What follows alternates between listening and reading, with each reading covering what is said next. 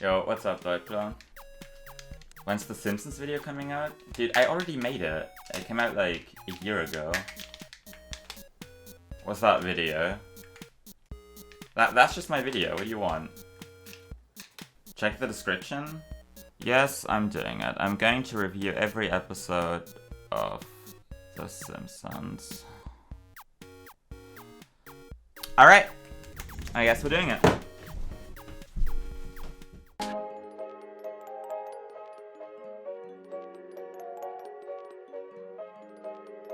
Okay, so it's been a while.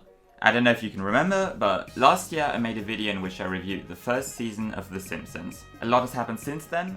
For example, I shaved. But here we are again. It's about time we finally look at the second season. What is there to say about the production of Season 2? Well, for starters, the opening sequence was entirely remade, and this new version is the iconic one that we all know that was used until the show made the switch from SD to HD in the Season 20 episode Take My Life Please in 2009. Season 2 also introduced the annual Treehouse of Horror episodes, which immediately became a staple of the series. The most notable shift that occurred with Season 2 was that Fox moved the show from its initial Thursday slot to Sunday 8 PM, when it would have to compete with the most popular TV show at the time, The Cosby Show. A lot of the producers protested against this move because they felt like it would destroy their previously good ratings. At first, The Simpsons was able to compete, however, after 2 episodes the show fell in ratings and it ultimately dropped out of the top 10. A year later though, precisely with Season 3, episode 17, Homer at the Bat, The Simpsons was finally able to beat The Cosby Show for the first time. Season 2 also introduced dozens of side characters that would become staples of the show, including Groundskeeper Willie and Professor Frink, Moleman, not this one, I mean Hans Moleman, Comic Book Guy, Troy McClure, Rainier Wolfcaster, Lionel Hutz, Dr. Nick, and many, many more. The season also featured a broad variety of prominent guest stars, including Ringo Starr, Danny DeVito, Dustin Hoffman, James Earl Jones, and many others. The DVD box is very reminiscent of the first one. In fact, the cover art is almost the same, except the characters' heads are just swapped around. This swapping around theme can be found in other places too, as the DVD surfaces feature the bodies of the Simpsons family members, and there are the heads of several characters printed around each disc, so you can give each a good old spin and create all sorts of combinations. Some of which work, others, well, not really. When you want to play a disc, you're actually forced to play the swapping around minigame where you have to hit OK on your remote a dozen of times until each character is finally reunited with their head. It adds some charm, but it's kind of annoying when you just want to watch the show. Another mild inconvenience if you're into binge watching is that, just like with Season 1, there's still no option to play all episodes at once, so you're gonna have to select each episode individually. Also, I absolutely adore this cheap speech bubble that lists the people on audio commentary. It looks so bad, but I can't help but love this 2002 DVD aesthetic. Also, before you type your angry comments, I have no idea how to change the aspect ratio to 4:3. I was forced to watch everything in widescreen. When I use a retro console, it's no problem. But with my DVD player, I haven't got the option. The menu is different. I don't know what to do. If someone can tell me how to watch these episodes in 4:3, that'd be greatly appreciated. And you know what's the best part? I have only ever watched the season once, and that was years ago when I was 12 years old. I remember that when I was a kid, the season did not impress me at all. In fact, I found it rather boring and not very funny. And because of that, I have never revisited it until now. While I am very familiar with most classic Simpsons episodes, as I've watched each one countless times, this will almost feel like a brand new experience to me. Because there are some episodes in Season 2 that I kinda sorta remember, and some others that I don't remember at all. So I'm very excited to not only critique these episodes, but to fully experience them, almost as if I was watching them for the first time. Did I have based opinions as a kid, or were they as cringe as whatever the hell this is? Let's find out, and I hope you'll join me on the ride.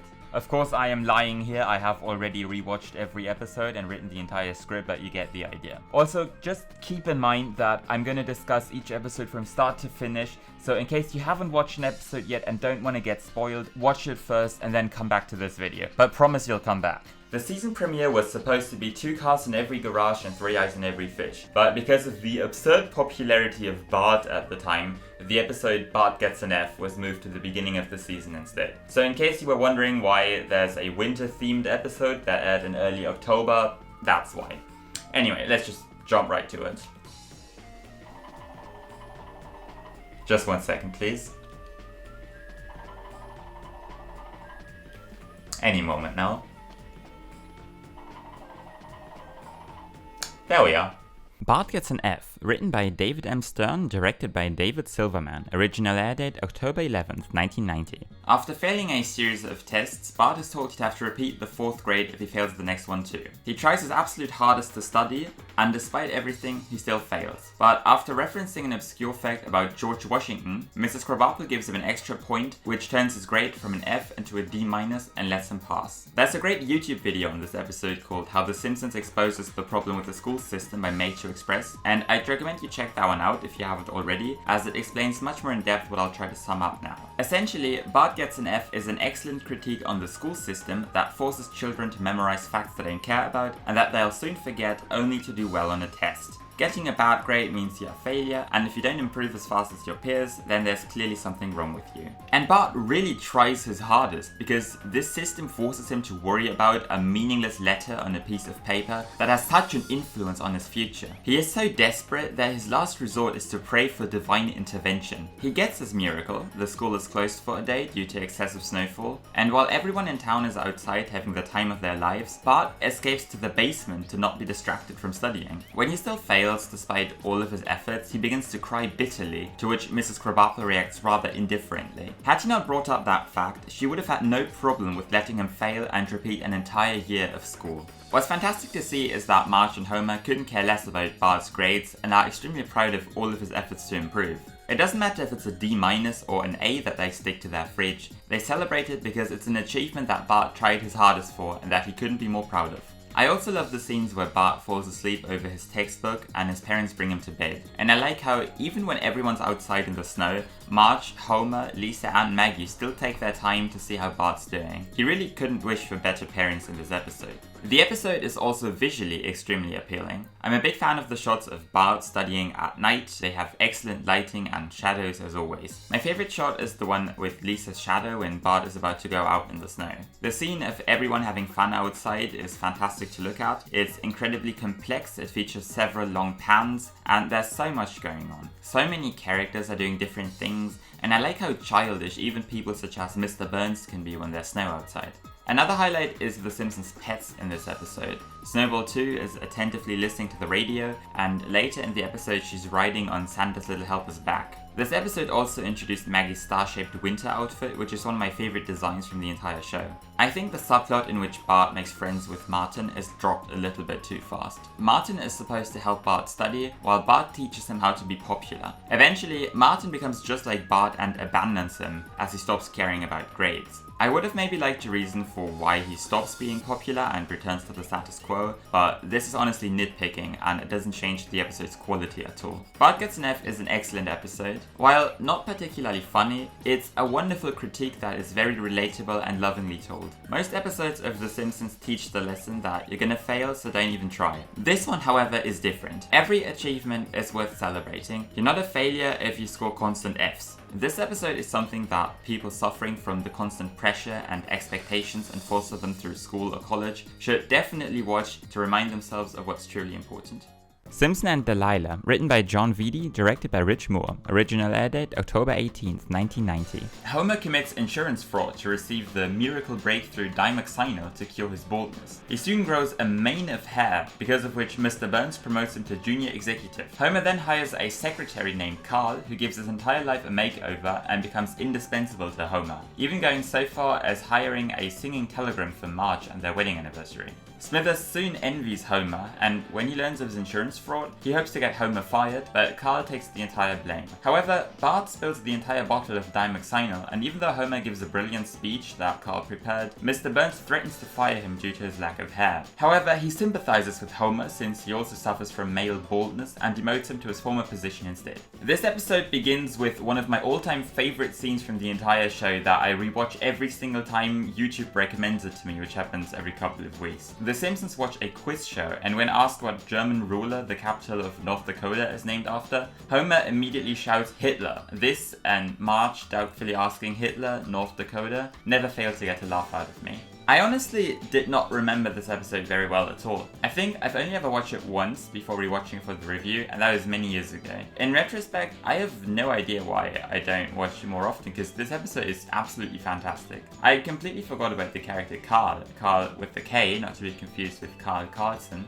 and I expected him to try to scam Homer in some way as he was too perfect of an assistant. I was very surprised to find out he really is a completely selfless human being who is always there for Homer, who is willing to take a bullet for him, and reassures him that all of his accomplishments were his own work, not his hair's. Carl later kisses Homer, 10 years before the first ever real man-on-man kiss on US television. He's an excellent character that carries this episode, also because of the stellar performance by Harvey Fierstein. There are some fantastic scenes and gags in here, like Homer's shady meeting with the Diamoxino salesman in an alleyway, the scene in which Homer celebrates his newly acquired hair, my favorite joke being the people at a funeral happily greeting Homer. It's also great how Mr. Burns later mentions the $1,000 back scratcher he could have bought with the money for Homer's insurance, which was originally a joke by Lenny. And I like the cliche of the thunderstorm that suddenly starts as soon Mr. Burns is enraged. The transition from the chessboard squares to the front of the office building in which Smithers is looking for incriminating evidence is also spectacular.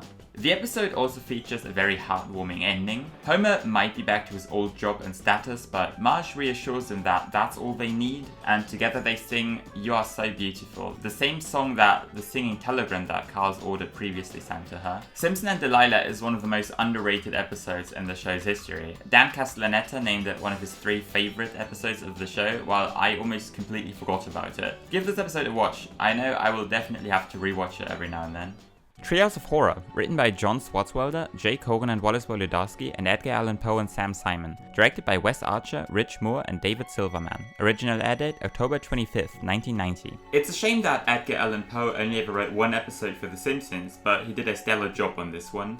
Have you ever wondered why The Simpsons Halloween specials are called Treehouse of Horror? Well, it's because the very first one has a wraparound story in which Bart, Lisa, and Maggie sit in the treehouse and tell each other scary stories, while Homer is listening from the outside, and he's the only one who's truly scared. Now, here's the thing with Treehouse of Horror episodes. Each of these segments is entirely based on cultural references, which I usually don't get. Whenever I do know a famous scene from a film or a television show, it's because I know a parody of it from The Simpsons. I don't really watch anything besides cartoons.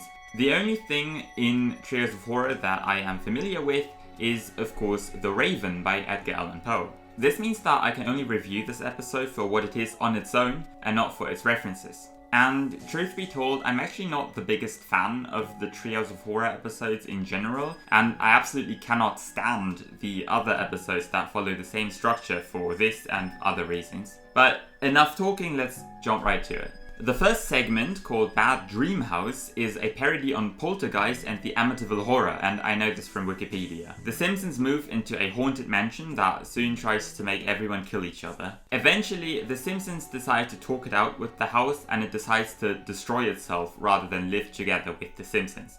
This segment has some extraordinary visuals. It begins with the house secretly moving objects in the background and throwing a book at Lisa, and I'm a big fan of the scene where the Simpsons family members set out to find a weapon and kill each other. Lisa and Bart look great walking around with their knives as if they were hypnotized and controlled. The expressions in the stabbing scene are great, and I like the dialogue at the end when they start talking to the house. I like the ludicrous things the house throws at its new inhabitants, like the walls randomly moving and blood flowing down from the walls, and the segment has some consistently funny writing. I also like the ambitious backgrounds and the creative and limit-pushing use of colours, which is something the other segments from this episode will only improve on. Fans of the horror films parodied in this segment will have an even better time with it, but it's great to watch even when you don't know the meaning of some of the jokes. However, it's still the weakest of the 3 segments in this episode. The second segment, Hungry Are the Damned, is a parody on the 1962 Twilight Zone episode To Serve Man. The Simpsons are abducted by a group of aliens from planet Rigel 4 who promise them life in paradise. Lisa, however, suspects that the aliens feed them so well because they want to eat them, and they are brought back to Earth because of their lack of trust. Hungry Are the Damned is one of the greatest and most iconic Treehouse of Horror segments in the entire series. Who could ever forget the book How to Cook Humans, which turns out to be How to Cook for Humans, which then turns out to be How to Cook 40 Humans, which then turns out to actually be How to Cook for 40 Humans. The design of Kang and Kodas, who are introduced in this episode, is absolutely spectacular.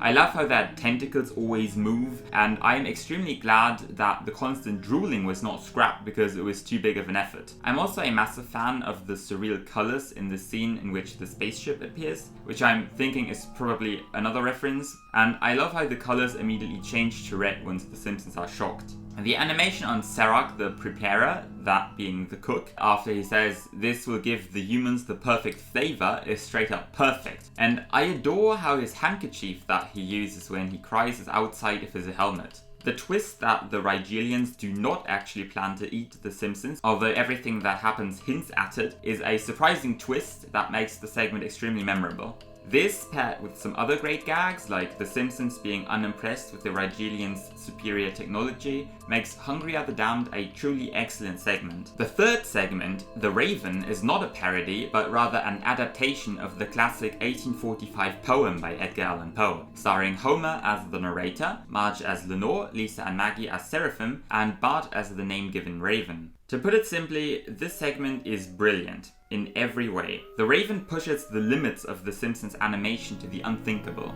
The backgrounds are beautifully coloured and incredibly detailed. The montage scene and the transitions are beyond anything else the show's done so far. The camera perspectives are spectacular. The characters are shown from angles you think no one would ever dare to draw them in. Homer's acting is perfect. This is peak David Silverman. Matt Groening feared the segment might be too pretentious and the worst thing they'd ever done on the show, but the truth is that this skit is the visually most appealing the show has ever been. The adaptation of The Raven is excellent. While it perfectly conveys the mood of the original poem, it also has that good old Simpsons humour at the same time, without ruining the atmosphere or the suspense. Hungry Are the Damned is very close to perfection, but this has to be the best out of the three segments in the episode, and one of the absolute greatest Treehouse of Horror segments ever made. The wraparound's also very charming. I think it's very cute how Bart and Lisa try to scare each other while Maggie and Homer are listening. I watched and reviewed this episode on the 14th of September 2021, but it made me feel like it was Halloween and trick-or-treaters could ring the doorbell at any time. Not only does this episode consist of two excellent and one very good segment, it also nails the whole Halloween special thingy. I said I'm not a big fan of Treehouse of Horror episodes in general, but this one is terrific. It's moody, it's breathtaking, it's funny, and it has the sequence where Bart carries Maggie on his back. Just wanted to point that out. I think it's very cute. Two Cars in Every Garage and Three Eyes in Every Fish, written by Sam Simon and John Swartzwelder, directed by Wes Archer. Original air date November 1st, 1990. After Bart finds a three-eyed fish in the lake next to the Springfield nuclear power plant, a government inspection team finds 342 violations in the plant. Mr. Burns is forced to invest $56 million to fix these issues, or the plant will be closed. But instead, Mr. Burns decides to run for governor. After a successful smear campaign against Governor Bailey, his team makes him have dinner at the Simpsons' house the night before the election. There, Marge serves the three-eyed fish nicknamed Blinky. Burns is unable to swallow it and spits it out and goes on to lose the election. Two Cars in Every Garage and Three Eyes in Every Fish is an excellent satire on US politics. On paper, the US are a democracy, but if you want to run for any political office, you have to spend more money than any honest man could ever afford. But as Homer correctly remarks, Mr. Burns definitely can. Everything about Mr. Burns' campaign is perfectly observed, from his team that tries to paint a better picture of him and find some dirt on his rival Mary Bailey, to his ridiculous speeches and appearances and comments on the voters' judgment. Homer would rather vote for the personification of evil, who is responsible for inequality and the destruction of the environment, out of fear of losing his job. Lisa is forced to ask an insignificant question while all critical subjects are suppressed. The result of the election is entirely based on a publicity stunt. Had Mr. Burns eaten the fish, he would have clearly won, because the voters are persuaded by the candidates' appearances and their marketing, and not by their policies. Mr. Burns concludes that he only lost the election because of the Simpsons, and if he killed them, it would be him who would end up in jail. What an unfair system. If you ever want to run for office, simply watch this episode for instructions. And you have to have a fortune to buy the voters' support, of course. Not only is the satire in this episode excellent, but it's also extremely ahead of its time. There's a YouTube video by Our Changing Climate called Why TV Comedies Get Climate Change So Wrong that I watched the other day that noted that comedies in the 90s only had one joke when it came to the climate crisis, which was highlight the quote-unquote good sides of it. This episode from 1990, however, warns us about the effect pollution has on destroying our planet and making it uninhabitable in the foreseeable future. Many parts of this episode are a parody on Citizen Kane, which is yet another film I've never seen. One of the scenes based on the film is this one, where Mr. Burns gives a speech in front of a gigantic poster with a photo of himself, which is a hilariously haunting drawing that makes you think he probably didn't hire the best team to promote himself. There's some great character animation in this episode, like the loop of Homer eating a donut, burping and scratching his butt, which makes him the perfect candidate for an evening dinner with his boss. I also like everyone comically dropping their jaw when Marge serves the Blinky dish, and the animation of Mr. Burns trying to eat a piece of the fish and spitting it out in disgust is perfect. A satire as pointed as this one is unfortunately extremely rare in a TV show, but this episode manages to blatantly expose a lot of what's wrong with the United States democracy. It also delivers a very relevant environmental message, and it's never short of great gags. Two Cars in Every Garage and Treehouse in Every Fish is excellent. Dancin Homer, written by Ken Levine and David Isaacs, directed by Mark Kirkland. Original air date November 8th, 1990. One evening at Moe's bar, Homer tells his friends how he became the mascot of Springfield's baseball team, the Isotopes. After he gained popularity as Dancin Homer, he was promoted to fill in for the Capital City goofball. However, his performance flopped before the big city crowd, he was fired and he moved back to Springfield. The obvious problem I have with Dancin Homer is how much it's centered around baseball, which is yet another one of those sports that are only popular in the US that I have absolutely no clue about. As a non-baseball fan, it's not nearly as interesting to me as some other sport-themed episodes, like Home at the Bat from season 3, which is also about baseball, but I also consider it to be one of the best episodes from the entire show. I assume that a lot of moments from this episode are references to actual baseball history or baseball-themed films, and a quick Wikipedia research confirmed this. This means that I do not understand major portions of this episode and thus do not really care about them. Sorry. However, I can at least appreciate some of the details in those scenes, like Lisa being the only one who's attentively listening to the entirety of Bleeding Gums Murphy's 26-minute performance of the Star-Spangled Banner. I also like the way Homer and Mr. Burns sort of bond as they do chants during the baseball game, even though Mr. Burns' respect for him quickly fades as soon as Homer starts to make a fool of himself. Dancin Homer's performance itself is very well done, and Baby Elephant Walk is an excellent music choice. I also really like how Bart gains massive respect for his father once he becomes this fan attraction, and how much his family cheers him on even after the failed performance in Capital City. I'm wondering why they even thought they'd need a villain for the Capital City goofball, since that guy's got an excellent character design. Speaking of Capital City, the most appealing part of this episode is the scene in which the Simpsons enter the city. There's an original song that's a parody of the theme of New York, New York, and many of the places in Capital City are references to famous attractions in New York City. The coloring in this scene is spectacular. The colorful neon lights of the big city go incredibly well together with the purple night sky. In general, I adore the mood of this episode, as most of it takes place at night. There are some good jokes in this episode, like Lisa's goodbye from the other girls at Springfield Elementary, but there's really no line or visual gag in here that's particularly memorable. The best joke in the episode is Marge's comment on how she would have never thought she'd ever see a Simpson on a t-shirt, a reference to the absurd amount of Simpsons merchandising that was popular at the time. This gag, however, probably didn't age well. If you're a baseball fan, you're probably going to like this episode a ton, but for me it's just okay. It's entertaining enough and the visuals are great, but there's nothing that makes this episode stand out to me. I'd say it's fine, but it's my least favourite of the season so far. Update, update, update! It is now March of 2022, I am still wearing the same outfit and I have just wrapped up the entire script for this video. I read this review all the way back in October of last year, something like that, and in an unexpected turn of events, I am now a baseball enjoyer. I don't want to say I'm a fan, but because I started to play Mario Super Superstar Baseball for the GameCube, I first of all learned all the rules of baseball, and believe it or not, I even got to appreciate the sport itself beyond the video game. So let's give Dancin Homer another watch. Maybe my opinion on it will somewhat change. Alright, so I have just rewatched Dancin Homer, and to state the obvious, I now understand what's going on. Baseball used to be this weird American sport they play on TV that no one understands, but now I actually know what's happening, so that's cool. Unfortunately, knowing the rules of baseball doesn't make you familiar with the specific cultural references in this episode. I have found some new appreciation for this episode though. In fact, I actually really like it now, and it will move up a few spots on my ranking. I love the Simpson family cheering and taunting the players in the ballpark. I love Homer's and Mr. Burns' interactions.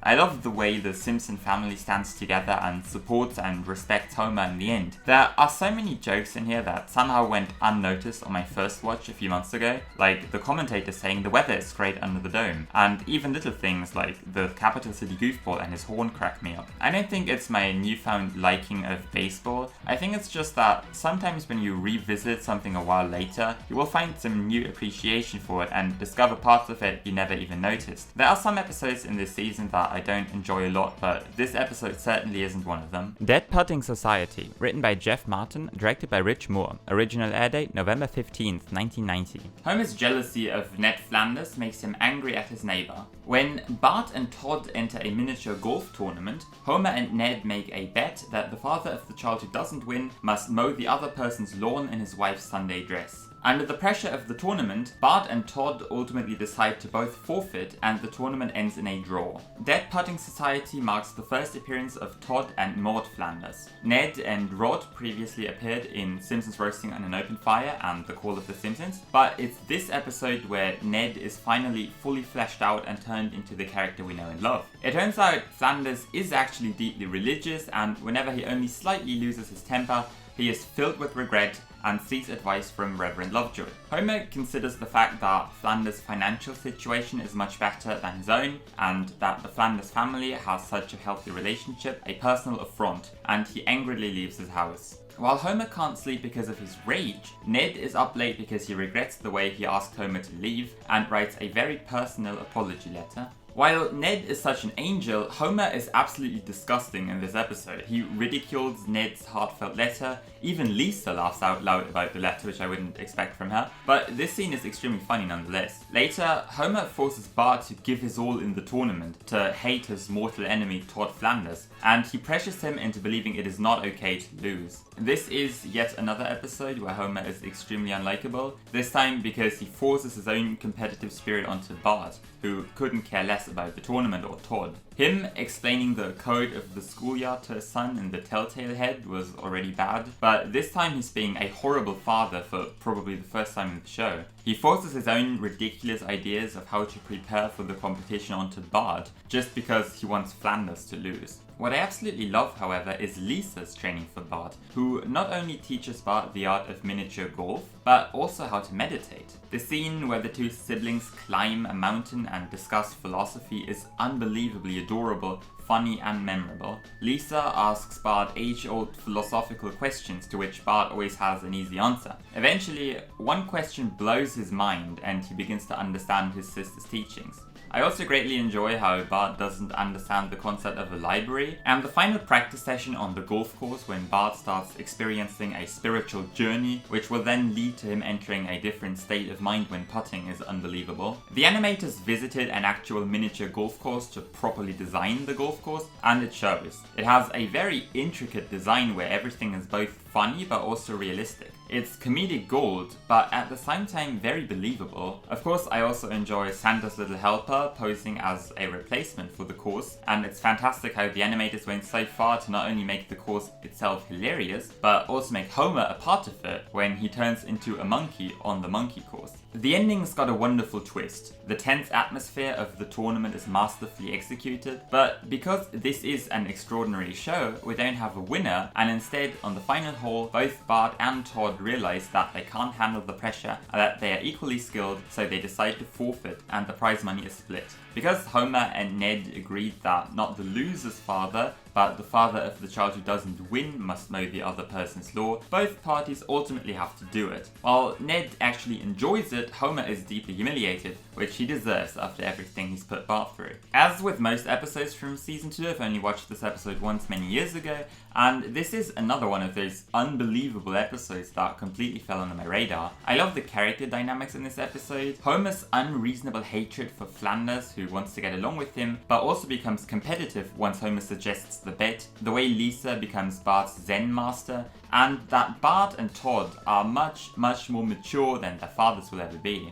On top of that, the episode is consistently funny, with very memorable gags and scenes everywhere. Not only is the writing on point, but also the visual design, which is on another level thanks to the amount of research put into it. I did not expect this, but I think Dead Pudding Society is the greatest episode of the show up to this point. Bart vs. Thanksgiving, written by George Meyer, directed by David Silverman. Original airdate November 22nd, 1990. On Thanksgiving, Bart destroys Lisa's centerpiece that she's made for the dinner table. After he's told to go to his room until he apologizes, he runs away from home and is picked up by two homeless people who bring him to a soup kitchen. Eventually, Bart returns home where he talks to Lisa and finally feels regret and apologizes. The fact that the plot can be summarized that quickly is because there really isn't all that much to it. In fact, the first half of the episode doesn't even feel like a coherent story, but rather a series of events. What this does, however, is portray a very realistic picture of the Simpsons Thanksgiving. I have no idea how much it resembles your average Thanksgiving since I've never been to the US and I don't know what it's like. The picture that I have of Thanksgiving comes from cartoons like this one.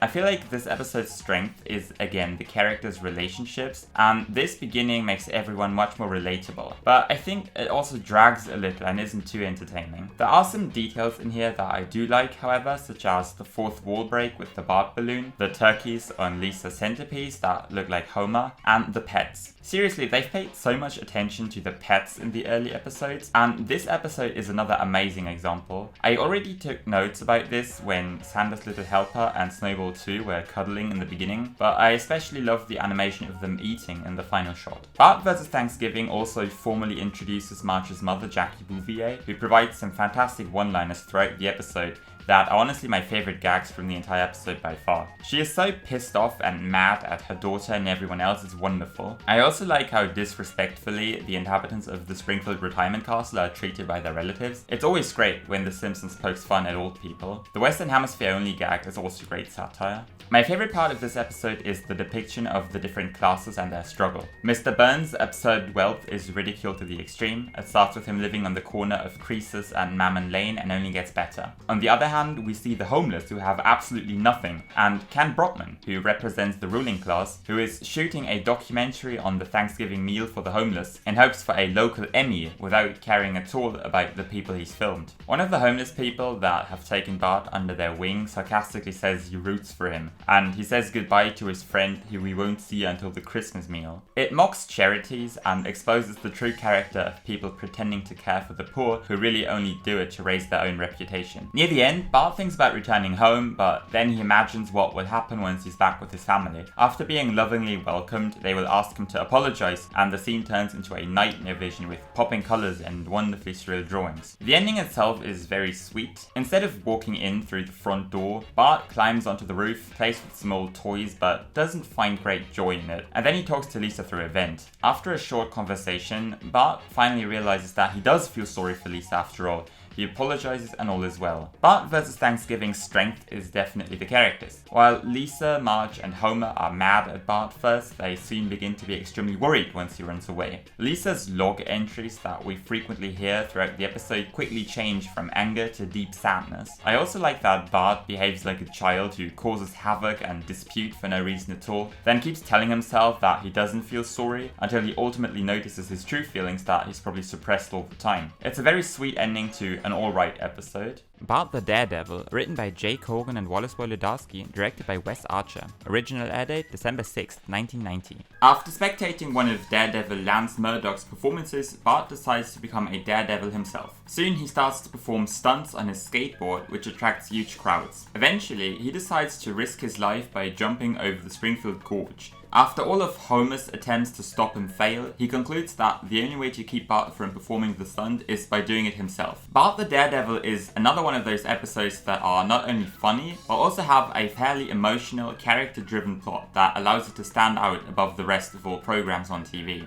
Homer is seriously concerned that Bart will risk his life, and he tries everything to stop him. When he finally announces to jump the gorge himself, Bart realizes that he's not going to make it, tries to stop him, and promises he won't jump the gorge. Lisa's attempts, however, aren't as successful since Lance Murdoch himself encourages him to do it, same as Otto. What a strange world where Homer is the only responsible adult. Dr. Hibbert does show Bart the dangers of doing what you see on TV, though he admits it's a small price to pay for top-notch entertainment, which is a phenomenal joke. In a way, The Simpsons is probably one of the only shows on TV to uphold this valuable lesson, but they also ridicule it at the same time. Other fantastic jokes are Homer thinking Ned is crying because of how bad Todd's violin play is, the lion in the pool, and Murdoch's bike comically dropping into the pool after successfully performing the stunt. And even such simple lines like Homer's "be mad at him" to Marge once Bart is released from hospital. Besides the obvious one, there are some fantastic visual gags in this episode too. I love that Bart is the only one who watches Murdoch do a stunt while everyone else closes their eyes in fear. And after Homer and Marge talk about what a good father Homer is, Bart immediately rides by on his skateboard. It looks so cartoony because you can only see his head, which makes it work really well. Even simple drawings like Bart's expression when he does his first stunt and the animation of Homer running up the hill are funny. I also appreciate the attention to detail at the end of Tchaikovsky's 1812 Ouverture when the students also ring a church bell and fire cannon shots. The episode also has its fair share of animation goofs and such. The car in the Truckosaurus ad is clearly Homer's car, and these shots of the school bus driving through the town are obviously reused from Homer's Odyssey. When I watched the final scene in which Homer barely fails the jump, painfully drops down, is airlifted up, the ambulance crashes into the tree and Homer falls down again, I died of laughter. In case you were wondering why I haven't made any videos in years, it's because I was dead.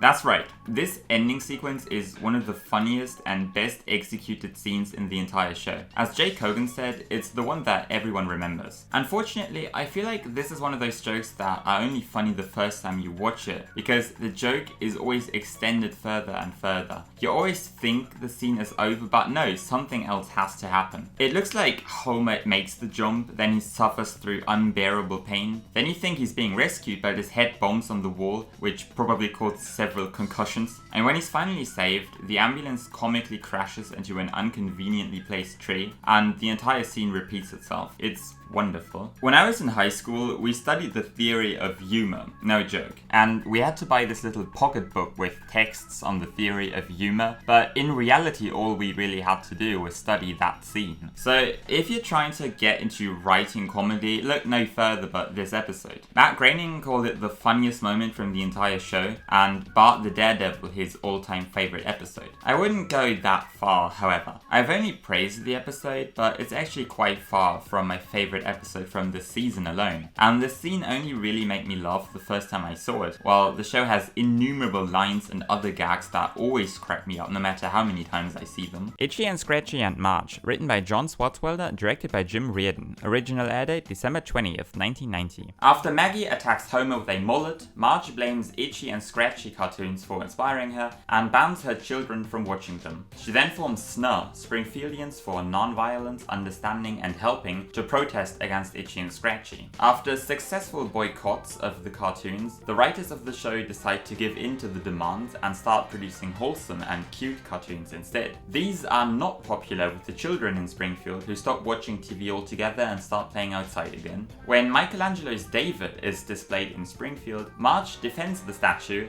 and then concedes it's hypocritical to censor one piece of art but not the other. SNUR disbands and Itchy and Scratchy are back to their normal selves. In the beginning of the episode, Homer promises Marge to build a spice rack for her. After consulting a surprisingly in-depth book all about spice racks, Maggie sneaks up on him and hits him with a mullet, just like in the Itchy and Scratchy cartoon she's watched prior. What's crazy about this scene is that it's a reference that, believe it or not, I understand. I haven't actually watched Psycho myself, but I recognize it, so that's something. And it's really good. I also enjoy the consistency, as Homer's sad attempt at a spice rack shows up again later in the episode. And when Maggie offers Homer a glass of juice, also inspired by Itchy and Scratchy, Homer is just as scared again. It's this attention to detail that gives already great cartoons that extra level of charm and quality. One of the highlights from Itchy and Scratchy and Marge is the Itchy and Scratchy cartoons, obviously. We've already seen some of them in previous episodes, but this is where they go all out on them. I assume it's already really difficult to write an Itchy and Scratchy cartoon, but in this episode the writers had to come up with deliberately bad ones that are good again because of how bad they are. And that's just the hardest thing to write that I can think of. Most of the cartoons in this episode are about as simple and bland as they can get, only to highlight and make fun of the nonsensical, over-the-top violence that Itchy and Scratchy are known for.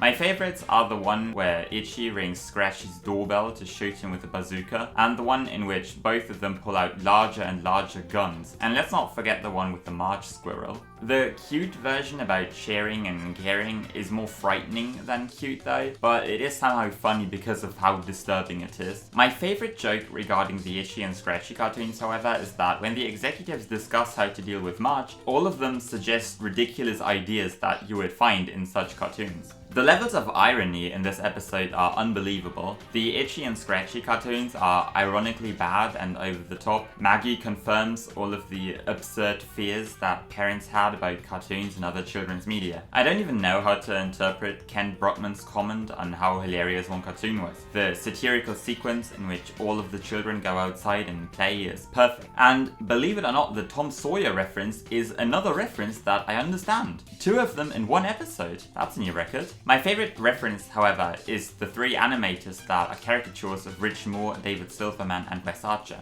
The TV discussion panel show Marge is invited to, Smartline, is also wonderfully biased. Ken Brockman, Roger Myers Jr., Krusty, and Dr. Marvin Monroe are all there to defend Itchy and Scratchy, and they all make ridiculous arguments to do so. The scene makes fun of the people defending Itchy and Scratchy rather than of Marge, and it's also a hilarious satire on how biased these discussion shows are in general. And I also wish I could watch the Religion, which is the One True Faith show. Another one of my favorite jokes is that New York and Springfield are the 2 chosen cities for the David exhibition, and the shots of the deserted town, which are a callback to the scene of every kid playing outside, is very depressing, but very much in tune with the usual message of the show, and this episode in particular. James L. Brooks wanted the episode to end with the segment set to Beethoven's 6th Symphony, which would have made the episode purely ironic, but I feel like this ending is much better as it conveys you're gonna fail, so don't even try, and the world sucks and is depressing, as you would expect from The Simpsons. Itchy and Scratchy and Marge is a fantastic satire on creative censorship, a problem that's plagued The Simpsons and pretty much all other American cartoons and TV shows in general. Although this episode has a topic that is very important to the show's writers, it remains relatively unbiased. It allows both sides to make their points clear and probably ridicules the pro-cartoon side more than the other one. They could have just chosen the easy way out, but they decided not to. Marge's ideas for how to improve Itchy and Scratchy are a joke on legit notes the Simpsons writers would get from the network. Back in the day, you couldn't even say fuck on TV, and you still can't in the first minute or something of a YouTube video unless you want to get demonetized. Things have changed a lot since then though, and it seems today that all you see is violence in movies and sex on TV.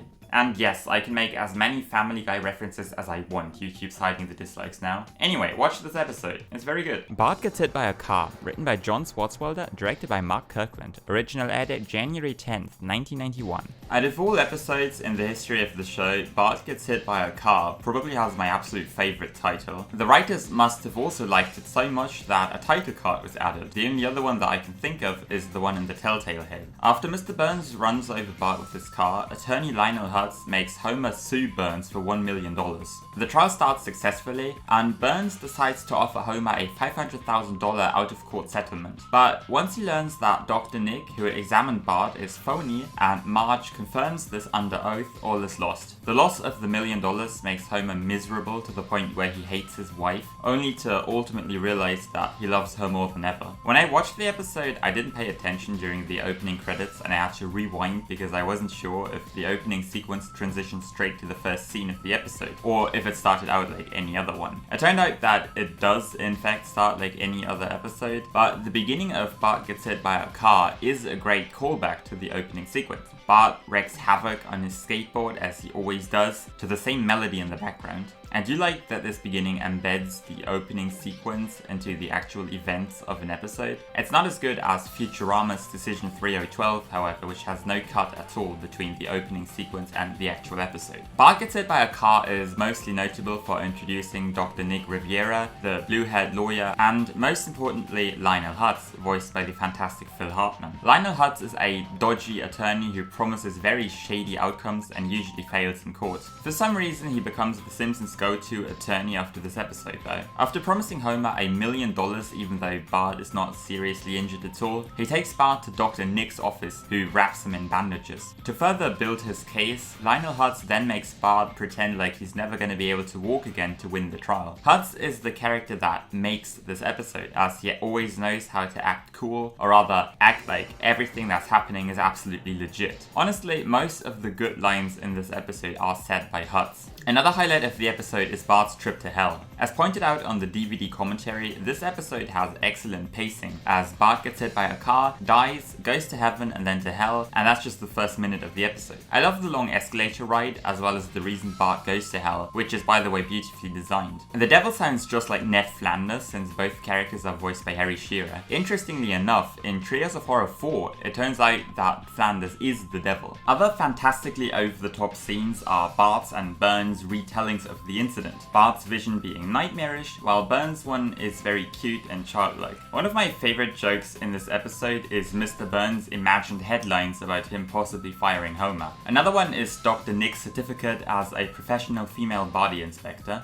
This episode also proves that sometimes the most basic movie cliches are what works best, as Burns and Smithers use peepholes hidden in a painting to surveil Homer's and Marge's discussion. I think the episode should have ended once the trial was lost, especially as Mr. Burns' offers to Homer, which started at $100 and then rose to $500,000, end at a very fitting $0. We've come full circle, the status quo is returned and the episode's over. However, this is not the end. Instead, Homer is mad at Marge, like really mad. I don't think he's ever been this miserable regarding her. He refuses to speak, he refuses to eat, and all we hear for a while is his inner monologues about how much money he's just lost and how much he hates Marge. Eventually, they meet at Moe's bar, where Homer reveals he doesn't feel like he loves her anymore, only to change his mind a few seconds later. According to the DVD commentary, these inner monologues were added very late in post, after the animation was already done, because James L. Brooks felt like a bigger emotional impact was needed.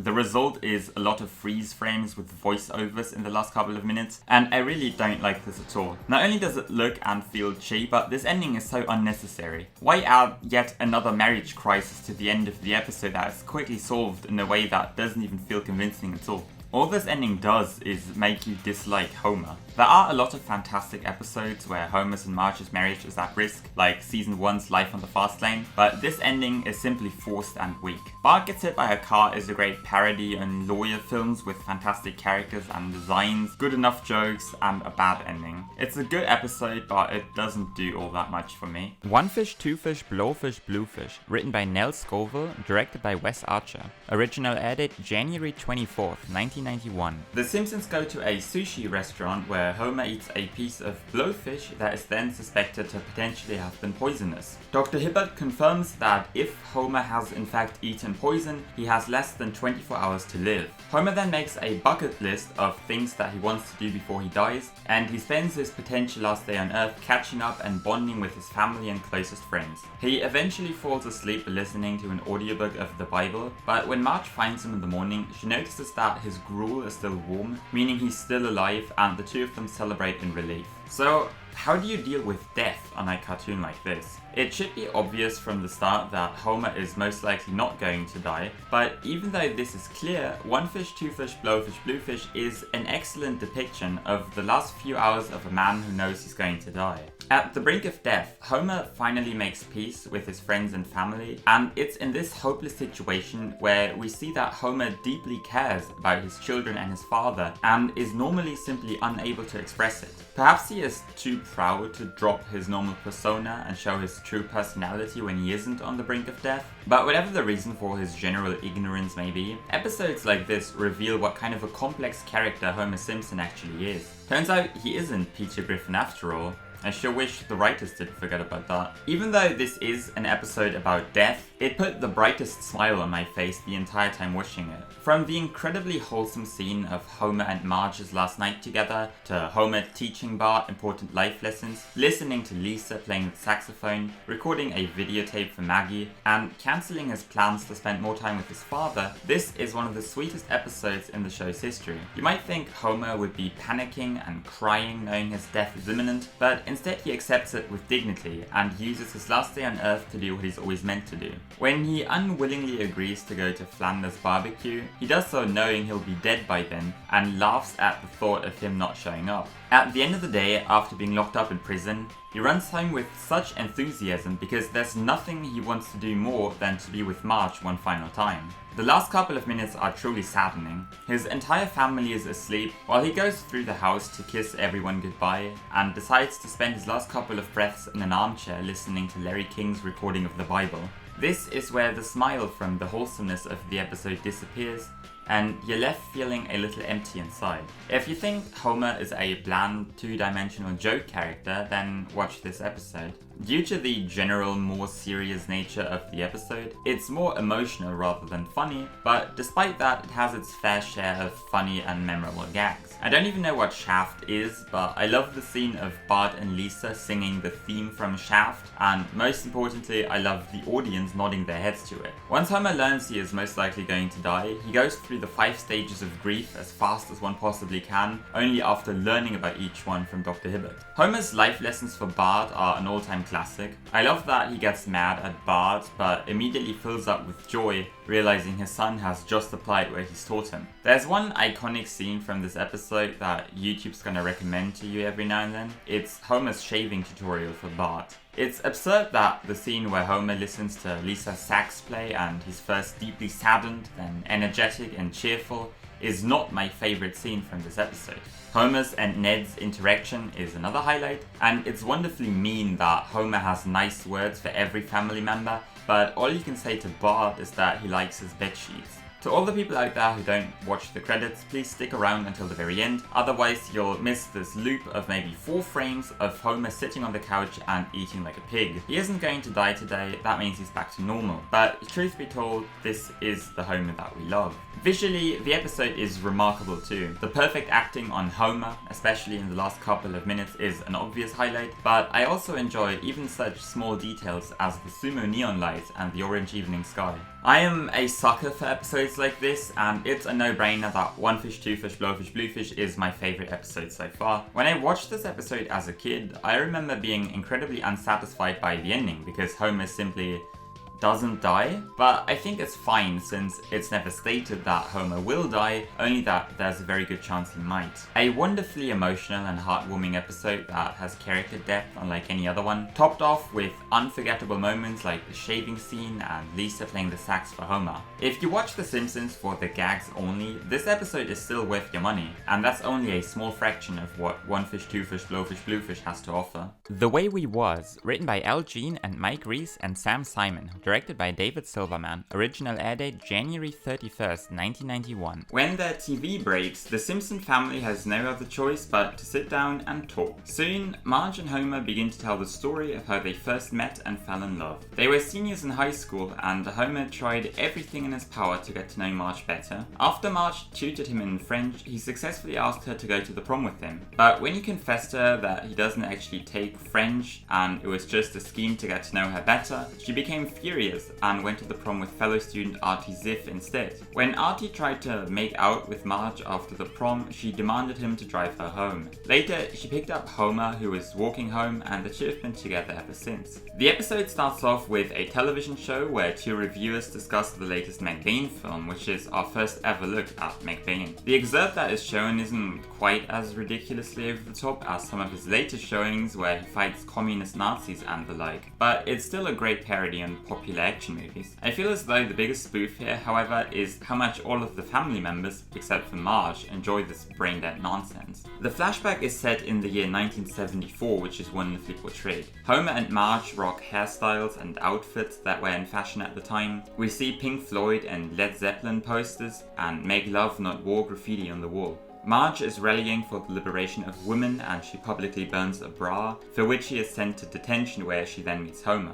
Barney is already under Homer's bad influence. Homer goes to college, later reveals that he used to be different. And Patty and Selma are already as sassy as we know them. They form their opinion on Homer the second they first meet, and it will never change. All it takes for Marge and Homer to get closer is the evening they spend together where Marge tutors him, which results in them dancing together until 1 in the morning. It says a lot about Homer's character, how quickly and easily he learns basic French from Marge. You might think this guy is dumb, but I suppose Artie Ziff was right. He's not stupid, he's ignorant, except for when he really cares. Because Marge tells him that she loves his honesty, he reveals the truth that he isn't actually enrolled in any French classes. Of course, Marge is enraged and leaves him, and she is asked out by Artie Ziff instead. Artie Ziff, voiced by John Lovitz, is one of the smartest and most articulate students at school, and he thinks to no end of himself. When him and Marge are elected the prom king and queen, he congratulates his fellow students for choosing their intellectual superior.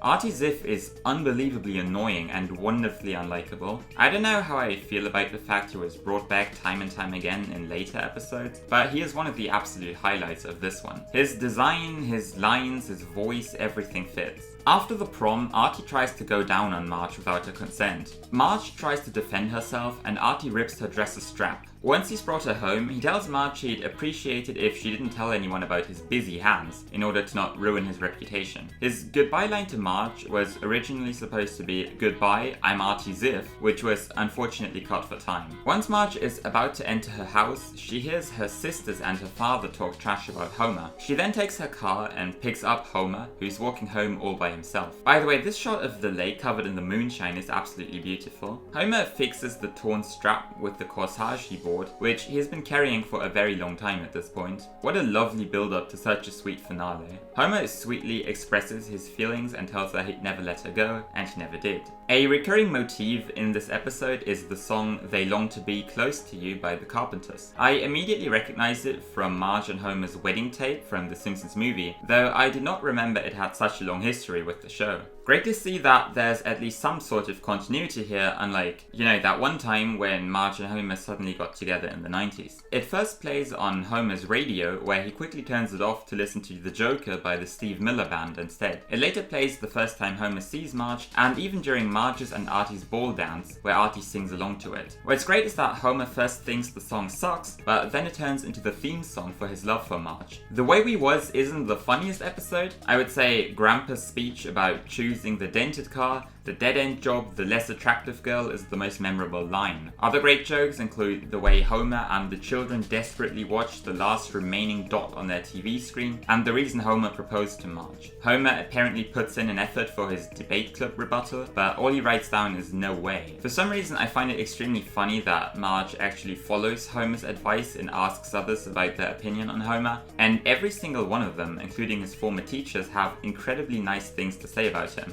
Some others of my favorite jokes are the driver's one-liners, the best one being "I'm only paid to drive," when Homer demands him to drive him to Inspiration Point. What I've only now learned is that this guy is actually a recurring character known as Wise Guy, who appears in numerous episodes, always having a different job. This is the original Gil. Sideshow Bob once called him Raphael. The Way We Was is a very sweet episode that adds yet another level of depth to the show's main characters. The Simpsons aren't your regular funny cartoon characters to laugh at, they are people with a real life and real feelings. If you Command F that sentence on my review scripts, you're probably gonna find it a lot, huh? A great flashback with a formidable depiction of the 70s, accentuated by great music from the time. It's great to see the former selves of the characters we know very well in an environment a little different, filled with characters such as Principal Dondelinger and, of course, Artie Ziff, who by himself makes this episode worth a watch. Homer vs. Lisa and the Eighth Commandment, written by Steve Papoon, directed by Rich Moore. Original air date February 7th, 1991. Homer gets illegal access to cable TV for a mere $50, and soon the Simpsons start watching the new channels day and night. Lisa, however, feels as though Homer's cable theft is not moral, and after she learns about hell at Sunday school, she thinks Homer is breaking the 8th commandment, thou shalt not steal. But because the 5th commandment says honor thy father and mother, Reverend Lovejoy advises her to simply boycott the channels instead. In the meantime, Homer starts to reconsider once Bart starts watching porn channels and even charges his friends 50 cents to watch them at his place. Eventually, Homer invites everyone he knows to watch a boxing match on TV,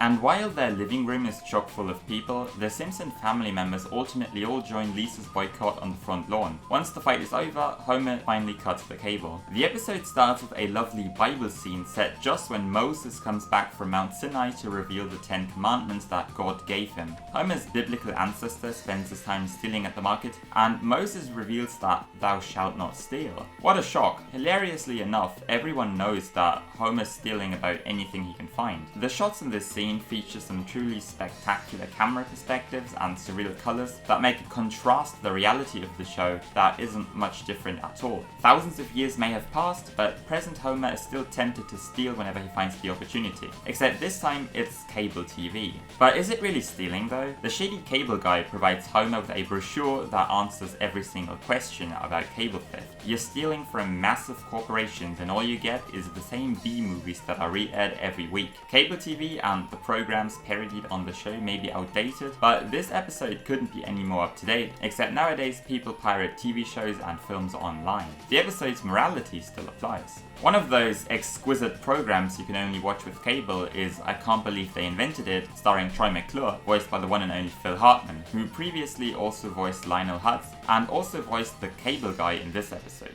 Troy McClure is a parody on your average washed-up Hollywood actor who will appear in countless films, TV shows, and educational programs until season 10. Troy McClure is one of the greatest secondary characters in the show's history, in many ways because of Hartman's voice. And his appearance where he shills for one of Dr. Nick's shady products is one of the many highlights from this episode. According to Mike Reese, episodes like Homer vs. Lisa and the 8th Commandment are among his favorites to write, since they have a solid theme or issue that one can discuss for hours. In this case, it's the topic of theft, religion, and morality. Lisa becomes very anxious after Sunday school. While Bart is amused he can repeatedly yell hell, Lisa imagines her family watching cable in hell, and Lucifer himself invites her to watch along with them. The scene is very similar to Homer's hallucination in There's No Disgrace Like Home from season 1, except way more spectacular. You might think this is already complex enough for a full episode of The Simpsons, but it gets even more complex since Lisa ends up with the dilemma of blaming her father for stealing, but at the same time having to honor him, since it says so in the 10 Commandments. Eventually, her solution is to simply boycott watching cable. But she's not the only one who has to question her own morality, since Homer realizes Bart is secretly watching porn, and even charges his friends to watch his father's stolen cable. In the meantime, he has seen everything cable has to offer, and starts to get bored by the constant re-airings. At one point, the cable guy tries to sell Homer a stolen car radio, and when he hears Homer's neighbor isn't home, he implies he would break into the Flanders house. This is the guy who convinced Homer what he's doing is moral, who begins to reconsider what he's been doing all along. Is it time to finally cut the cable? At a time when it was common for an American household to have an illegal cable access, Homer's apparently the only one in Springfield to have one. Everyone in town visits the Simpsons house for the big fight. By the way, the first appearance of Jedrick Tatum, another recurring character. In the end, even people like Mr. Burns find themselves in front of Homer's TV screen, except for Homer himself, who sees himself trapped in prison, the window bars resembling the ones he installed himself to protect him from burglars. Finally convinced stealing cable is wrong, he joins his family on his own front lawn. After the fight, it's time to cut the cable. On the third try he makes it, and the episode ends. A simple but very fitting ending to the episode. The picture cuts out and the credits roll. Homer vs. Lisa and the 8th Commandment is a great episode about big ethical questions that most people have probably had to deal with, that gave the writers an excuse to satirize everything one could find on cable in the early 90s. It also introduces unforgettable characters like Troy McClure and other fantastic one-off characters like the Cable Guy, topped off with some spectacular sequences like the Bible scene or the Simpsons hallucinations, and you have all of the ingredients for a classic episode of The Simpsons. The references are a bit dated, but the episode itself couldn't be any more up to date. Principal Charming, written by David M. Stern, directed by Mark Kirkland. Original air date February 14th, 1991. Fun fact, I wrote this review exactly 31 years after the episode first aired, on the 14th of February 2022. I honestly couldn't think of any better way to spend that day. Salma asks her sister Marge to find a man for her, and Marge hands this task over to Homer, who still owes her a favour. After Homer is called into Bart's school because he vandalized the school lawn, Homer invites Principal Skinner over for dinner. However, Skinner then falls in love with Salma's sister Patty, who has chosen celibacy and first refuses to go out with him. After several dates, Skinner ultimately proposes to her, but she refuses because she's truly happy with her sister Selma, whom she then picks up from a date with Barney. Skinner is heartbroken at first, but then finds peace by punishing Bart. Out of the 22 episodes in this season, 5 of them have the word Bart in the title. That's almost a quarter of all episodes. However, from time to time, there's an episode that focuses entirely on the show's secondary characters. While characters like Bart and Homer still have a prominent role in this episode, Principal Charming is all about Patty, Selma, and Principal Skinner. As it turns out, you don't even need your main characters to put on a stellar show,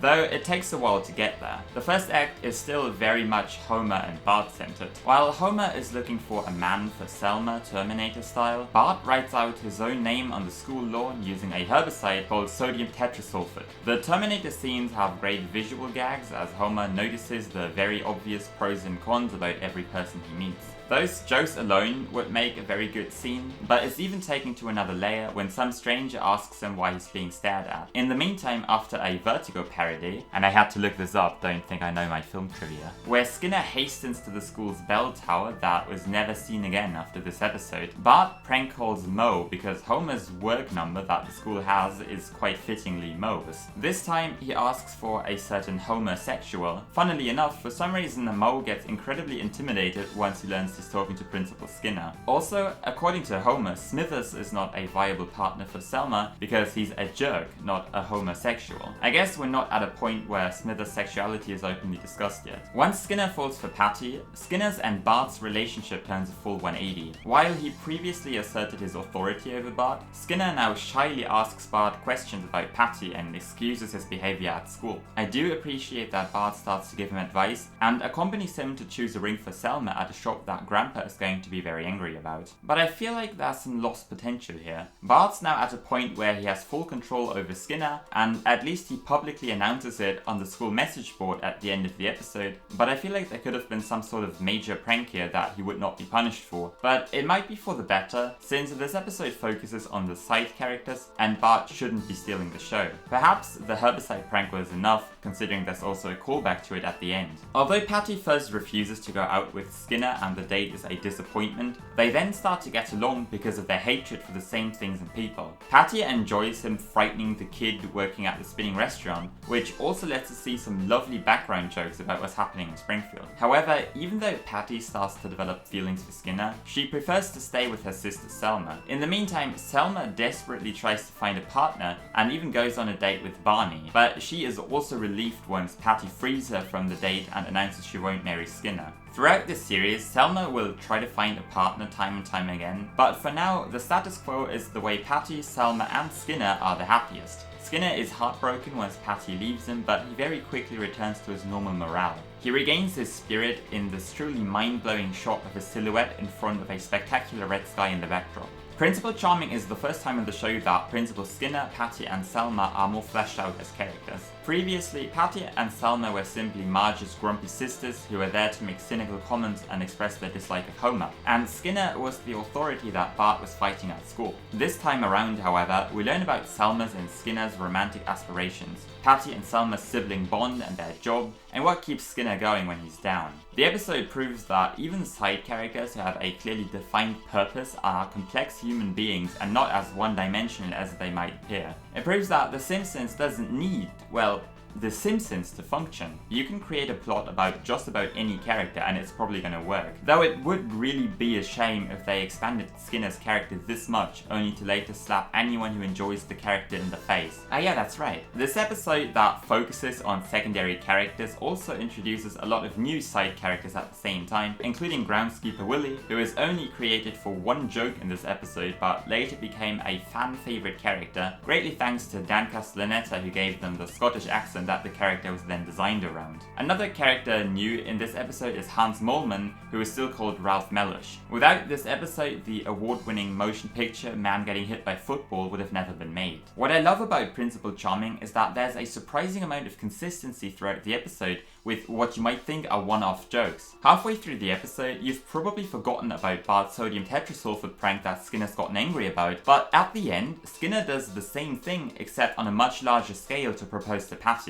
In the same scene, we also see the school's bell tower again, and you thought this was only created for a Vertigo parody? When Skinner was head over heels in love, he released Bart from his punishment early, but in the end, when all he's got left is his authority over the school, Bart is back to reseeding the entire school lawn that was destroyed by Skinner this time. Principal Charming is a very good episode that proves that the show doesn't need to rely on its main characters to make a satisfying half-hour program. It expands some of its more prominent side characters, it features all new character relations we've never seen, has spectacular shots, and features a well-balanced mix of a romantic storyline with classic Simpsons humour. The best line in the episode is Moe telling Homer he's making Happy Hour bitterly ironic. It's a must-watch for all Armin Tamzarian fans, I'm sorry. Oh Brother, Where Art Thou? Written by Jeff Martin, directed by Wes Archer. Original air date February 21st, 1991. After Grandpa suffers from a heart attack and realizes he's gonna die one day, he tells Homer that he has a secret half-brother. Homer eventually finds his millionaire brother Herb Powell in Detroit, where he runs an automobile company called Powell Motors. Herb then commissions Homer to design his company's new car, because he feels like his employees don't know what type of car the average Joe wants. Homer's car is a failure that forces Herb into bankruptcy, he loses everything he's ever owned, and he disowns Homer as a brother. The episode starts off with yet another McBain film. In this short sequence, every typical element of a James Bond movie is parodied, from the comical supervillain to incredibly exaggerated action sequences to the obligatory sex scene and the announcement that McBain would be back in You Have the Right to Remain Dead. You could save a good amount of your time if you simply watched this sequence instead of the full-length films it's spoofing. Grandpa and Jasper then complain to a clerk about the film, and Grandpa suffers from a heart attack. I'm actually very glad the reason for Grandpa's heart attack is such a comical one. In a later episode that's truly miserable, Homer Simpson in Kidney Trouble from season 10, Grandpa's kidneys explode because Homer is too ignorant to stop his car to let his father use the bathroom because he wants to be home in time to catch a TV program. Instead of such a horrible and absolutely unnecessary reason, Grandpa gets a heart attack doing what he does best, complaining. I am probably the only person on earth who would ever bring this up, but I really like it. Once Homer learns about his half-brother, he tries his hardest to find him. After a mental breakdown because the Shelbyville orphanage has been torn down to make room for a gas station, he finds the new orphanage right next door and Dr. Hibbert's long-lost twin brother who's directing it. In a classic Homer scene, he doesn't understand that the director repeatedly tries to subliminally tell him his brother is in Detroit, to a point where Homer tries to bribe him. It reminds me of classic scenes from later episodes like Cape Fear, where Homer is too oblivious to understand what he's being told by the FBI agents. This is essential Simpsons humor right here. Herbert Powell is the stereotypical self-made man character who went from rags to riches, and although he looks just like Homer, except he's slightly taller, thinner, and has hair, he is his half-brother's absolute opposite. He leads a major business and has everything money can pay for, except he feels like Homer is the richest man on earth because, unlike him, he has a happy family. Once Herb meets the Simpsons, he starts ignoring his business altogether and puts Homer in charge, something he's going to regret later. Instead, he starts spending time with Homer's family. He is absolutely overwhelmed by Homer's kids simply being kids, and he starts to spoil them and give them anything they could ever want. The man who aggressively dictates over his employees is a changed person once he changes his focus to spending time with the family he always wished he had. Now, Dan Castellaneta could have simply slightly changed his Homer voice for Herb, but instead, Homer Homer's brother is actually voiced by none other than Danny DeVito. He made this character, not only with his voice, but also with his attitude during recording, as Wes Archer scribbled his gestures and expressions as he performed the character. DeVito is able to nail all of the different moods and tones we hear from Herb, from the authoritarian boss who yells at his employees, to the enthusiastic brother who encourages Homer to take control and to insist all of his outlandish demands be met, to the friendly uncle who does everything his nephew and nieces ask for. Marge expresses her concerns about her kids being spoiled, and as another neat little touch, Bart, Lisa and Maggie actually change their outfits over the course of the episode. Their usual attire is replaced by very noble and exquisite clothing representing their newly acclaimed wealth. It's rare for cartoon characters to change their outfits, usually it's only for specific occasions, so it's great to see that this extra step was taken. The presentation of the Homer, the car for the average American man, is quite the spectacle. Even His Holiness himself shows up. This monstrosity Homer design costs $82,000. I don't even want to imagine how much that is in current money. But its horn plays La Cucaracha, so at least you get something for your money. The ending reveals that everything Herb has said about true richness wasn't all it's cracked up to be. He loses his affection for Homer and his family once he loses his business. Instead, Homer is disowned and Herb leaves, never wanting to see him again. In the end, it only took 31 episodes for them to meet again, but that's a story for another day, or rather, another video. I feel like the episode could have ended once Grandpa arrives and yells at Homer for blowing it as he expected. Instead, the ending scene where the Simpsons are on their way home to Springfield and Bart tells Homer he really liked his car feels a little bit tacked on. And by the way, where is Grandpa in this scene? Homer told him to get in the car. I guess it is kinda sweet though, knowing that his true family appreciates his work, unlike Herb, but it feels a little bit forced in my opinion. Oh Brother, Where Art Thou is an episode with an extremely simple plot that works incredibly well. It's got tons of laugh out loud moments, hilarious joke after hilarious joke, and amazing character dynamics. Herb's moments with the kids are just as memorable as Homer taking control over Herb's team. It's a fantastic episode that has everything you could ask for in an episode of The Simpsons. One way to make a good episode is to discuss a solid theme or problem, just like Mike Reese said about Homer versus Lisa and the 8th Commandment. But another way that works just as well is to have your characters and your jokes carry a story that couldn't be any simpler or more predictable. Bart's Dog Gets an F, written by John Vitti, directed by Jim Reardon. Original air date March 7th, 1991. Okay, so I've been talking for way too long about some of these episodes, but bear with me. This is going to be one of the short reviews because honestly, there isn't a whole lot to say about this one. Because of Santa's little helper's constant misbehavior, he's put into an obedience school for dogs. After he destroys a couple of things dear to Homer and Marge, Homer threatens to give him away if he doesn't pass his class. The night before he's supposed to be taken away, Bart plays with him and miraculously gets him to finally obey him, and he passes. So here's another episode with very little plot. But unlike the magnificent Oh Brother, Where Art Thou, Bart's Dog Gets an F just kinda drags on for 21 minutes without anything in particular happening at all. All that almost every scene comes down to is that Santa's little helper eats or destroys something, be it a pair of shoes, a cookie jar, or a patchwork quilt. The story doesn't really get anywhere, and what little there is of significance feels predictable and lazy. Of course, you know that despite the title, Santa's little helper won't fail, so what happens? At the last possible moment when Bart begs him to obey, he just does?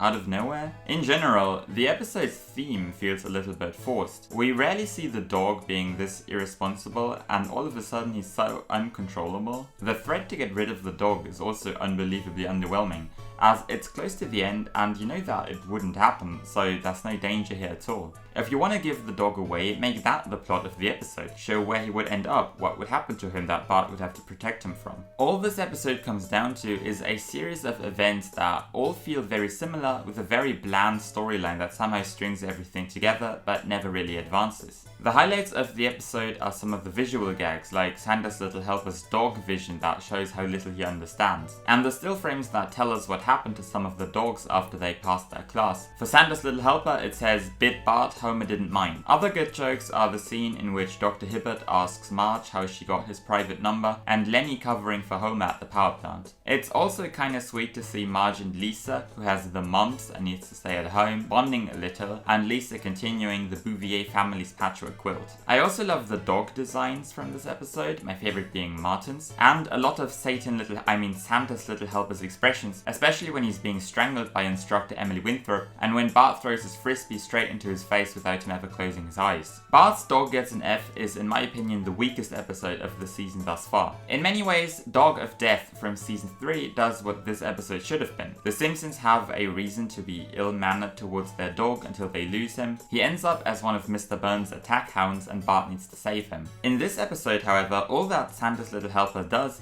is, well, be a dog, and Homer and Marge don't want to keep him. It's okay, but it's very forgettable, especially compared to some of the outstanding episodes we've seen so far. Editor's note, pause to read. Old Money, written by Jake Hogan and Wallace Wolodarski, directed by David Silverman. Original air date March 28, 1991. Grandpa falls in love with a woman called Beatrice Simmons, or B for short. After Homer forces him on a family trip, he returns home to the retirement castle to learn that B has passed away in his absence and that he inherited her entire wealth of $106,000. At first, he tries to spend the money himself, but then decides to give it to the person who needs it the most. Eventually, he visits a casino to multiply the money, but Homer stops him from losing everything in the last possible moment. Finally, Grandpa uses the money to renovate the Springfield retirement castle. Here's another episode that is focused entirely on a secondary character, and this time it's Grandpa. The show has a history with making fun of old people, and this episode allowed the writers to go ham on Grandpa, who has a huge amount of hilarious one-liners, and his attitude towards young people and modern concepts he doesn't understand can probably carry the show on its own. But under the surface of the throwaway jokes, there's a very sad layer below that. And just like the other residents of the Springfield retirement castle, Grandpa is, all jokes aside, a sad and lonely man. His family only takes him out once a month, and they only decide to make it fun once Homer and Marge realize that one day, their children might treat them the same way they treat Abe. But for a short while, he experiences true happiness. Him and B fall for each other almost instantly, and together they are the happiest they've been for years, if not decades most certainly. However, Grandpa can't spend her birthday with her, which will become the day she dies, because his son makes him go on a horrible family trip to a budget lion safari, where they get off the road and spend the night in their car. Homer and Marge agree to the trip out of selfishness. Grandpa refused loudly. It becomes a nightmare, and once Abe is finally free, he learns that his girlfriend has passed away overnight.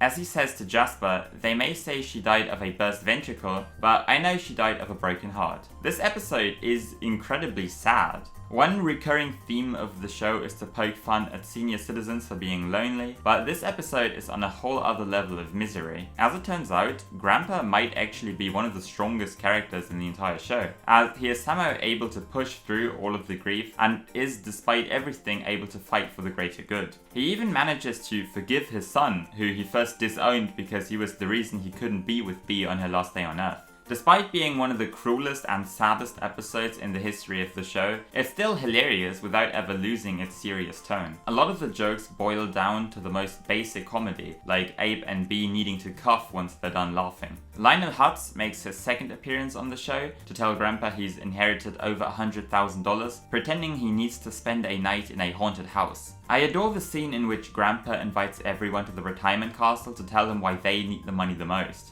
Some of my favorite jokes on the show involve Grandpa talking to young people, and this is minutes upon minutes of just that. Professor John Frink makes his first appearance as he pitches his death ray to Abe, but gets rejected because a death ray can only have evil applications. At first, Professor Frink was supposed to be a mad scientist, but the character was changed based on the voice that Hank Azaria came up with, a Jerry Lewis impression. Grandpa having a good feeling about a random number in the casino scene, and that being repeated with a completely different number, is also as basic as it gets, but it works really well. Visually, Old Money is magnificent, be it the intricate design of the Disneyland, in no way affiliated with the Walt Disney Company, and the jaw-dropping roller coaster shots, or the beautiful shot of Homer sitting and crying on the couch covered in long shadows. David Silverman's direction shows one of the biggest strengths of The Simpsons. The shots are cinematic and nothing like your average sitcom. And because it's animated, they can use color much more liberally and creatively. The early Simpsons color palette was very limited, but just look at how much they got out of the colors in the scene where Grandpa wanders through town to end up in a beautiful homage to Edward Hopper's Nighthawks. The color scheme is dominated by only 2 colors, yet everything pops. It's surreal but moody, much more than what realistic coloring could achieve. Old Money is an episode with a very depressing story that never becomes miserable like a lot of later episodes. Despite all of the grief, Grandpa stays optimistic and energetically moves on. Instead of mourning, he tries his hardest to make the world a better place. The episode is very funny, and although a lot of fun is poked at Grandpa, it stays very respectful of the character. Visually, it's unbelievable. I don't want to discredit any of the other directors, of course, but when an episode says it's directed by David Silverman, absolutely consider giving it a watch. You will not be disappointed.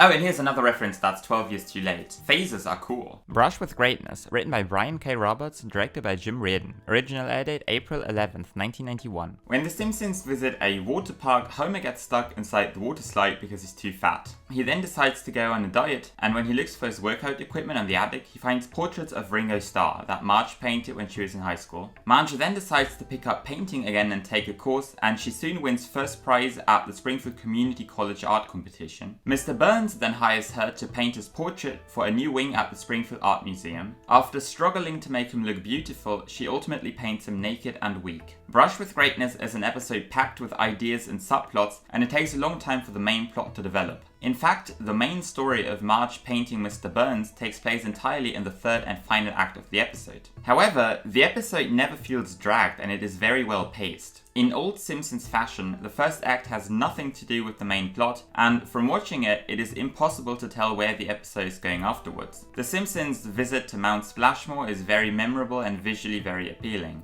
My favourite part of the first act is Krusty's week-long promotion of Mount Splashmore, where even the kids in the audience chant his publicity slogan along with him. Such a massive audience enjoying a program that is essentially nothing but an ad is great satire, just like the later scene where Krusty needs to defend the amusement park in front of TV reporters. When watching it, I didn't even realise that the line for the H2O coaster resembles MC Escher's Ascending and Descending, but what I did acknowledge were the shots of Bart, Lisa and Homer going down the water slide. The character animation is ever so slightly exaggerated to perfectly capture the speed and thrill of the coaster, and the scene of Homer being stuck inside the water slide gave me claustrophobia just from watching it. What follows after the first act, which ends with Homer deciding to go on a diet, is a very abrupt cut to the Simpsons' attic, where Homer hopes to find his weights. There, Bart discovers old paintings of Ringo Starr that turn out to be Marge's work. In a flashback scene where we get to see high school Marge again, the writers poke fun at what a lot of artists and other creatives have experienced in their life. Marge's art teacher slams her portraits of Ringo Starr,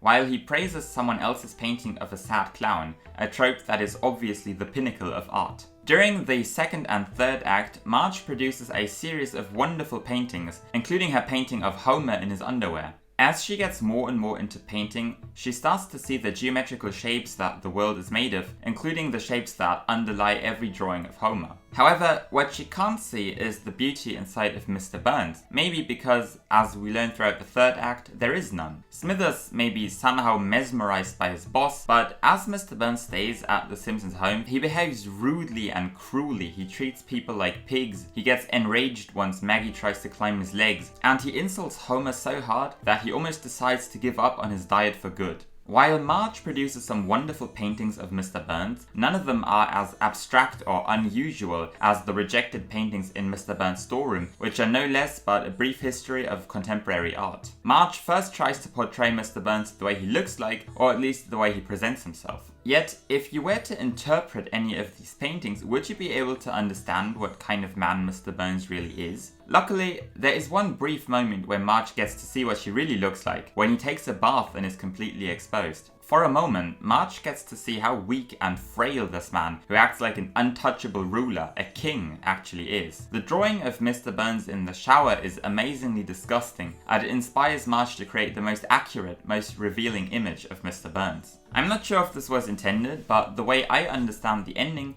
it's supposed to spoof the reception and interpretation of art. Once Marge's painting is revealed at the museum, everybody in the audience is shocked and disgusted. However, once Marge explains what the painting is supposed to mean, everybody starts to like and appreciate it. Mr. Burns would have rejected it, but even he praises it in the end and thanks Marge for it. To me, it feels like the audience is composed of people who pretend to understand art, who would have never enjoyed Marge's painting, but say nice words about it once they were told what it's supposed to express. And now they act this way to pretend they are sophisticated and cultivated art connoisseurs. It comes down to Mrs. Hoover's hilariously stupid analysis of the painting. He's bad, but he'll die, so I like it. What's this irony? Mr. Burns just witnessed the public reveal of a picture of himself naked and exposed, skinny, weak and crippled. He has rejected dozens of paintings that show him in all of his supposed glory, yet this painting is the only one he finds nice words for. The ending is supposed to say, people hear an opinion about a piece of art, and I think this can be expanded to other creative works as well, and they make it their own.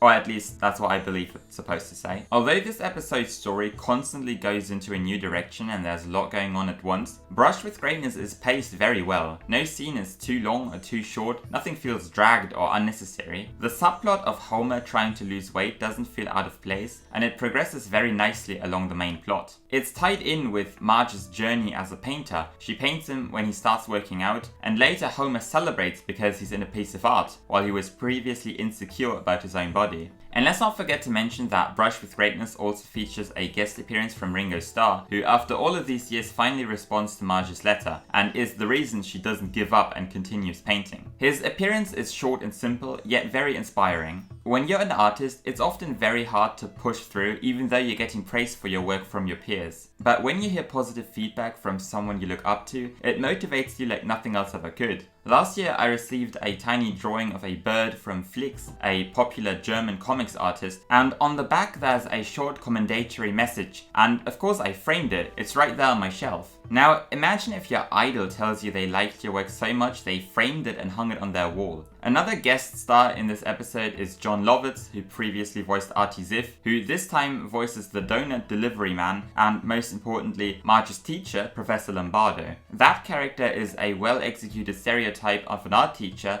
and unlike Marge's former teacher from high school, this guy applauds absolutely everything he sees, even things that aren't art pieces. So here's the other half of the episode's commentary on art critics. Can everything be art? What about things that were never intended to be art? Brush with Greatness is a fantastic episode, even if you aren't an art enthusiast. If you are, there's a lot to unpack here, from dozens of references to various pieces of art, to commentary on the reception of art itself. And if you're an artist yourself, there's a lot in this episode to relate to, from people bringing you down to others bringing you to an all-time high. Besides that, there's an excellent first act chock full of jokes, a very enjoyable subplot of Homer trying to lose weight, and an entire act of Mr. Burns being Mr. Burns, the evil supervillain who is secretly more vulnerable than anyone else. Also, this is pretty much the first time that Smithers' feelings for his boss are hinted at, besides one line from the Telltale Head. A brilliant episode full of ideas, every single one of them may as well be an entire episode itself. It always keeps you entertained, it's very well paced, there's always something new, and yet no element comes too short. It's funny, it's beautiful, it's a truly terrific episode. So speaking of terrific episodes, here's Lisa's Substitute.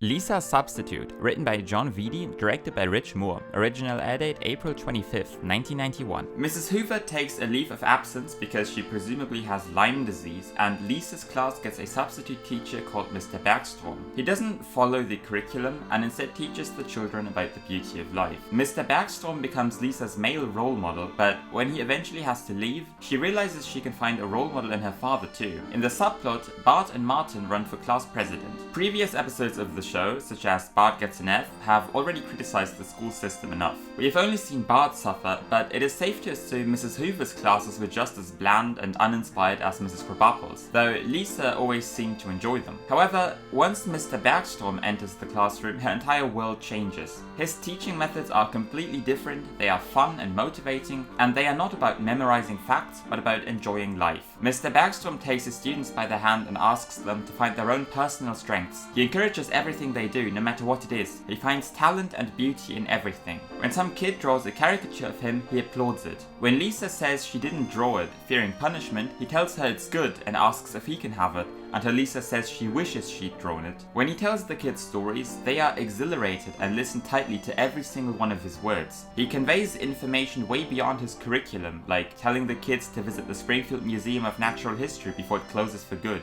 To Lisa, Mr. Bergstrom isn't a teacher like any other. He becomes her male role model, her idol. He is everything she can think of, from the moment she wakes up until she falls asleep in the evening, when he will follow her into her dreams. When she tells Marge about him, it sounds like she's describing her new crush and not her new teacher, and she highly doubts her mother, who tells her she feels the same way about Homer. Because you see, on the surface, Lisa's Substitute is an episode about Lisa and her new substitute teacher, but what it actually comes down to is an episode about Lisa and her relationship with her father, Homer. At first, Mr. Bergstrom asks Lisa if her father has helped her with her homework, but when he meets them at the museum and finds out what kind of person he is, Lisa is ashamed and tries to hide from Mr. Bergstrom, until she abandons Homer altogether to explore the museum alone with her teacher. Mr. Bergstrom is very cultivated and there's nothing he'd rather do but visit the museum, while Homer tries his best to come up with an excuse to not take Lisa to the museum, and he makes fun of people who donate to the museum although they can enter for free. Mr. Bergstrom cries when reading Charlotte's Web, a children's book, to the kids. Homer, on the other hand, spends his time lying on the couch and watching TV. Mr. Bergstrom can make people romanticize taking trains,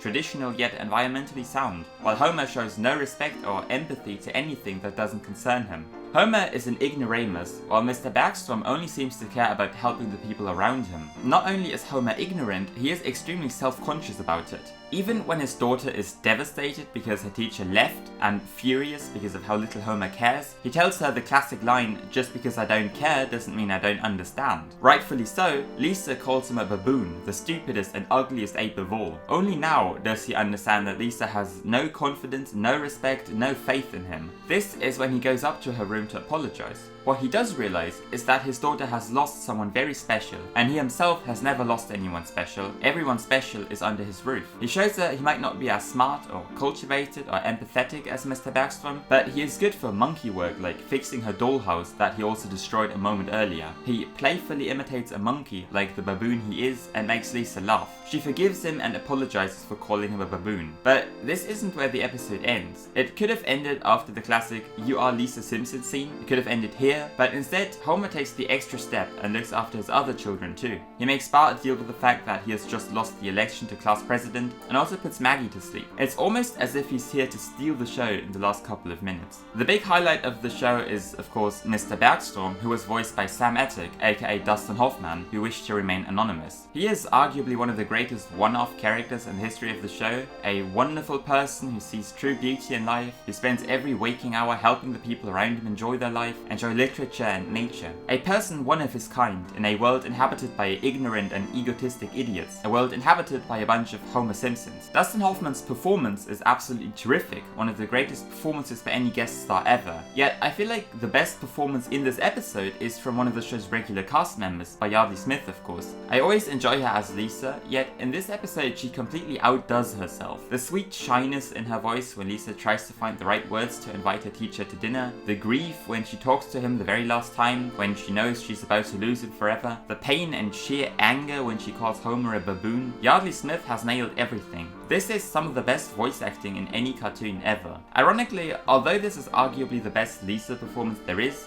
the episode's key scene, when Lisa opens Mr. Bergstrom's note that will help her every time she feels alone, hits harder like a rock without any dialogue. After teacher and student have said goodbye one last time, and Mr. Bergstrom shouted it'll be okay, and to simply read the note, when the train is gone and with it Mr. Bergstrom, Lisa opens the piece of paper ripped from his notebook that reads nothing but "You are Lisa Simpson." Not a single word is said, not a single word needs to be said. In a show carried by its dialogue, the scene that hits the strongest doesn't need any further line, any further comment. It's terrific. But let's not forget that this episode also has an excellent subplot in which Bart and Martin compete to be elected class president. First of all, I love that the entire episode is set in school. You could make an episode set in school that's all about Lisa and have the subplot be, I don't know, let's say Homer gets a pet lobster that he treats like his own child. Yeah, why not? That sounds about right. Instead, however, almost all of the events in this episode take place in the same microcosmos that is Springfield Elementary School. Mrs. Krabappel announces the election for class president and she highly endorses Martin. However, the kids all support Bart, and my god, this subplot would be the highlight of any other episode. Headlines read, "Eat my shorts, Bart wins debate. The kids unanimously demand more asbestos in their classroom."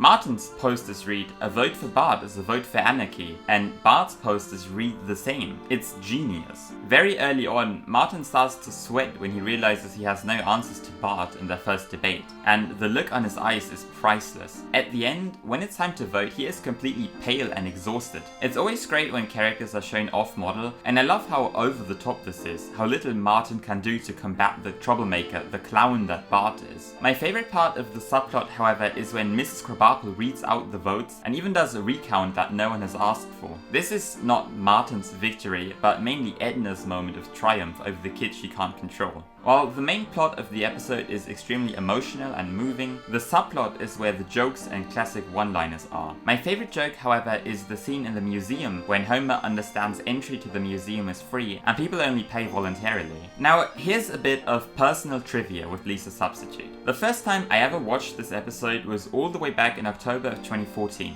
That time, I didn't play the DVD on a DVD player like I normally would, I watched it on my Mac. And shortly after the "You Are Lisa Simpson" scene, my Mac died and it had to be repaired. This also delayed the release of the second episode of the acclaimed Cormish show by several weeks. But most importantly, I didn't touch the DVDs for many years, thinking it might be broken for some reason. When I did ultimately touch the DVD again many years later, I not only watched the last 3 episodes of the season for my first time ever, but I also got to finally watch this episode until the very end. I thought Lisa's and Mr. Backstorm's goodbye was a perfect climax, but there was more. The horrible relationship between Lisa and Homer that was touched on throughout the episode was finally resolved, at least in some way. I knew the episode was excellent, but years later I realized there's even more to it than I had initially thought. Lisa Substitute is a superb episode. It is an absolute victory. It's my favorite episode from season 2, and spoilers, it's one of my favorite episodes ever, if not my absolute favorite.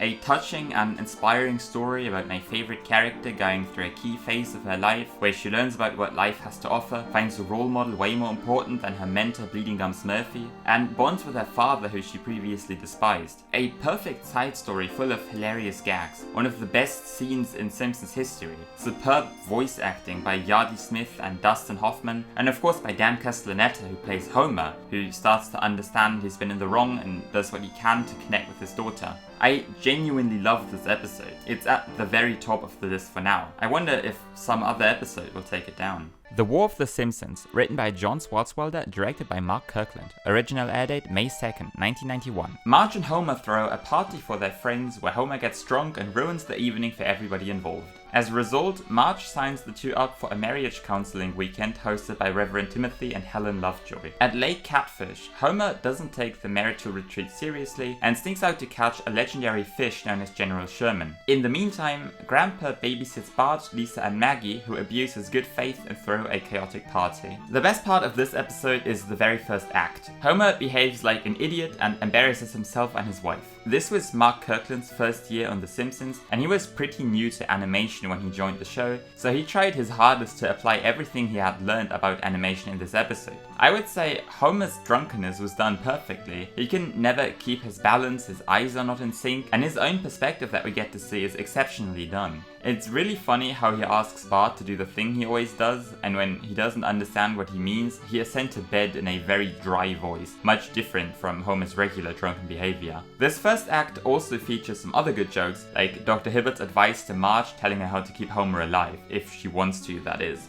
The absolute highlight, however, is Homer's attempt to recollect what has happened the night before, which features a beautiful style and color scheme much less realistic than anything normally seen on the show. This is something that happens quite often, actually. For example, in Wild Bart's Can't Be Broken from season 10, his recollection resembles an old silent film. Yet this is probably one of my favorite dreamy sequences, as it's entirely from Homer's drunken perspective. After the first act, however, the episode drops in quality. Marge and Homer agreed to go on a marital retreat hosted by the Lovejoys, yet for some reason Homer is suddenly eager to go fishing instead. When he learns about a legendary fish called General Sherman, inspired by the lake nose monster, all he can think about is catch this fish to gain clout with the crazy seaman at the bait shop. At the retreat, Reverend Lovejoy agrees that Marge has done nothing wrong and the problem is entirely with Homer. Their marriage is in a serious crisis as it takes an entire evening for Marge to explain what's wrong with Homer, and the next day Homer sneaks out to go fishing. He does return to bed, but when he goes for a walk, he grabs an abandoned fishing rod exactly when General Sherman grabs on, and after an exciting chase scene reminiscent of Moby Dick, Homer eventually triumphs over the beast he defeated. Marge already waits at the dock, angrily tapping her foot.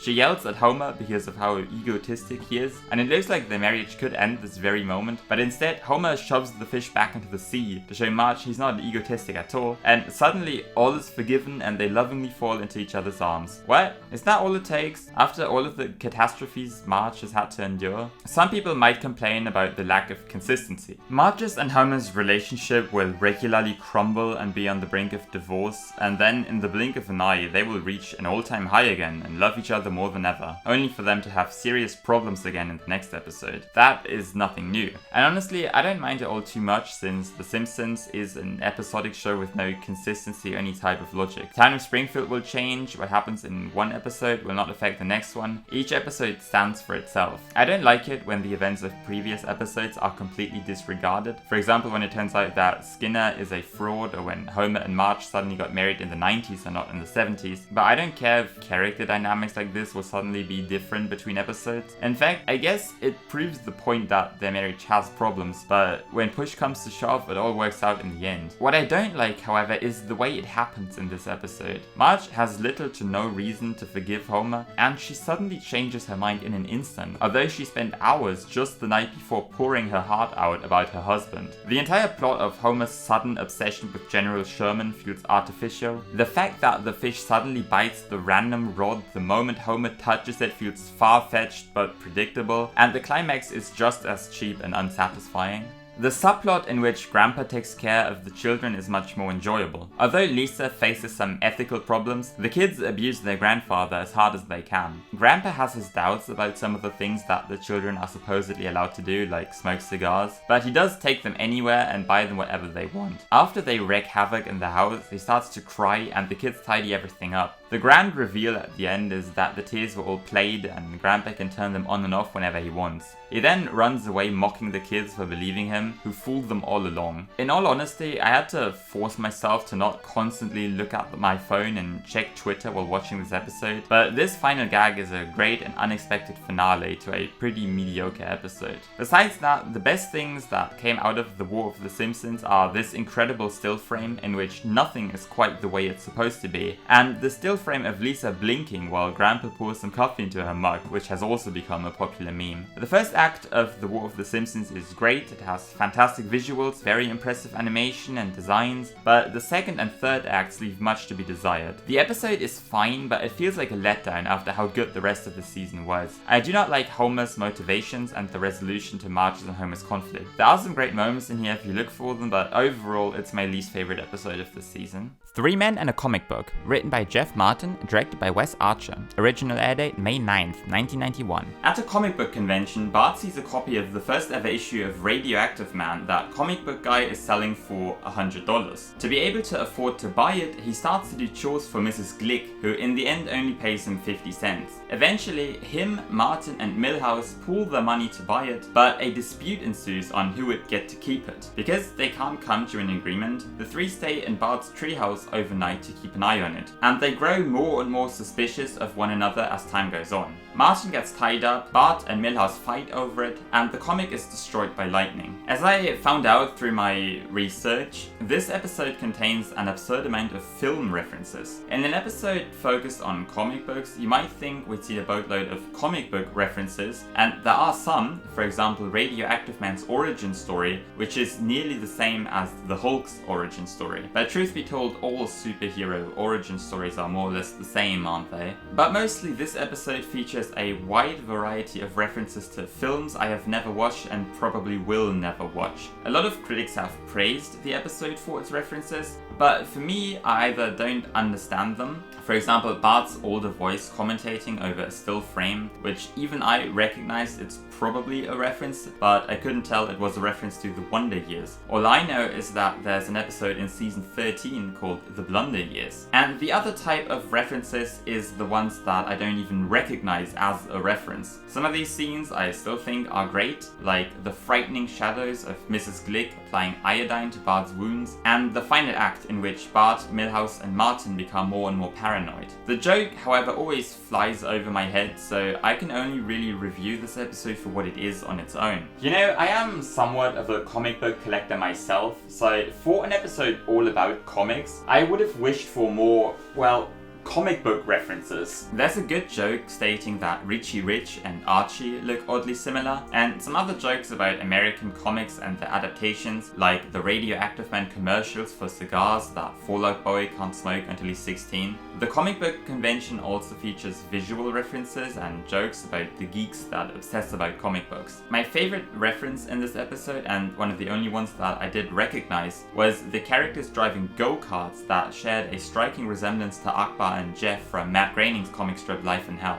Beyond the first act, there's not a lot to find for comic book fans, but why am I even bringing this up? Because I mainly read European comic books and I know very little about American comics, so the references would fly over me just as much. So I have already talked a good amount about the references, which are the main appeal of Three Men and a Comic Book, and that's honestly a shame, because references are nice to have for those who understand them, but jokes really shouldn't be limited to, haha, do you recognize this from that one movie? So what is there beyond that? The second act sees Bart do a set of chores for Mrs. Glick. I feel like it doesn't have all too much to offer. I love the not yet, but at least I'm in a lot of pain line, as well as the previously mentioned iodine scene. When she makes Bart have some candy, her one eye is spazzing out, which very subtly shows her insanity. Besides that, there's a Family Guy style cutaway gag to how her brother died in a war, which I kinda like, but besides that, this part of the episode feels rather bland to me. The first real highlight of this episode is the ending of the second act, when the three friends decide to buy the comic book together. As soon as they are all about to leave with the comic book in their hand,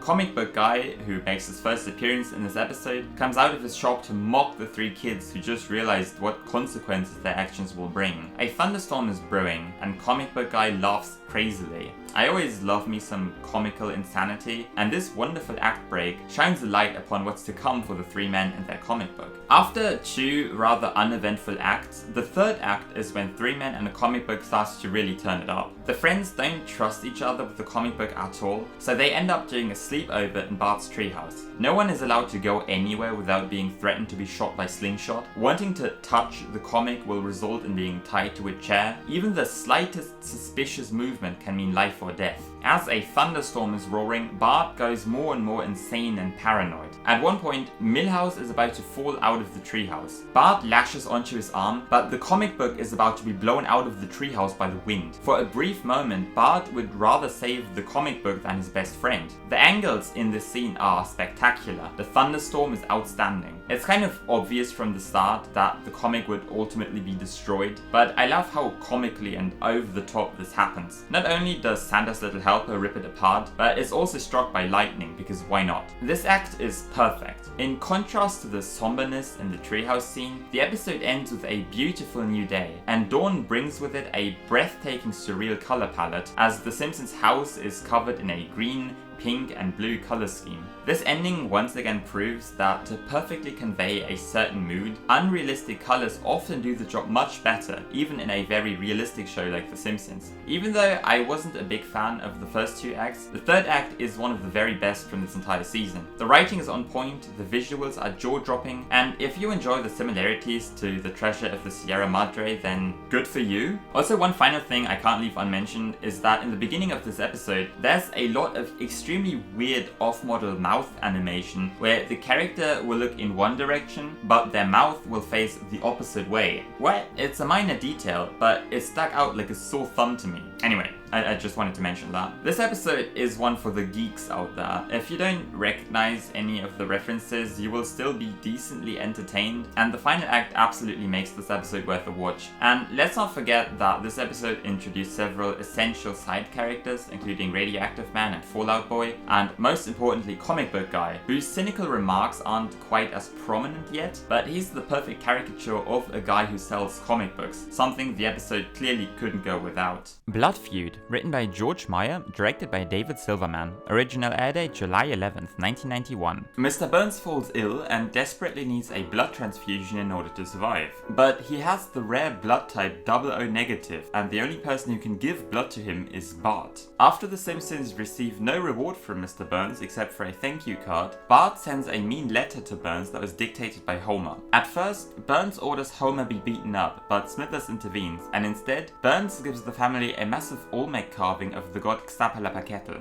The episode features one of the longest first acts ever, and it doesn't waste any time to get right to the plot. Mr. Burns doesn't show up to the opening of a new warning sign for nuclear disaster, a ceremony where the citizens of Springfield get more and more nervous and clap less and less the more serious the messages get. The power plant employees, however, are amused, knowing there won't be any power for the sign if the core explodes. I always like it when the Simpsons mock nuclear power, and it's hilarious and frightening how lightly those in charge take the risks of their work. Smithers knows immediately that something is not quite right. Mr. Burns suffers from hypohemia and is in dire need of a blood transfusion. While Smithers is devastated, the employees of the power plant are happy to hear about their boss's declining health. The only person willing to help is Homer, who is excited to hear that his own son has the rare blood type his boss desperately needs. And this is where the actual plot starts. David Silverman has said he included a red herring to mislead the audience into thinking the episode might be about Burns wanting more of Bart's blood, but what it's really about is Homer saving someone else's life out of selfishness, because he insists on receiving a reward for it. When he solemnly opens the card, he first doesn't comprehend he just got a thank you note. He just saved this rich guy's life, or rather, he made his son save his life, and that is all he gets for it? This is where an already very entertaining episode becomes incredible. What follows is minutes upon minutes of comedic gold. This is the first time we get to hear Homer's high-pitched, sarcastic voice, with which he tells Marge she lives in a world of make-believe. Homer then dictates a letter full of hatred and insults for Mr. Burns, and Bart comes up with writing Burns stings like an elephant's butt. Still enraged, he walks to the mailbox, but Marge is able to stop him. Then we get some incredible visual gags as Homer quite literally lives his dream. He strangles his pillow just like Mr. Burns in his dreams, and he eats it like a sandwich. The next day, he wakes up and his mind is fully changed, only to panically search the entire house for the letter that Bart has already sent. Homer then tries to steal the letter from the mailbox in one of the best scenes from the episode, if not from this entire season. When he realizes he can't reach it, he inserts a fire hose into the mailbox to flood it when the mail lady is right behind him. This entire scene is perfect, from Homer's violent attempts of breaking the mailbox,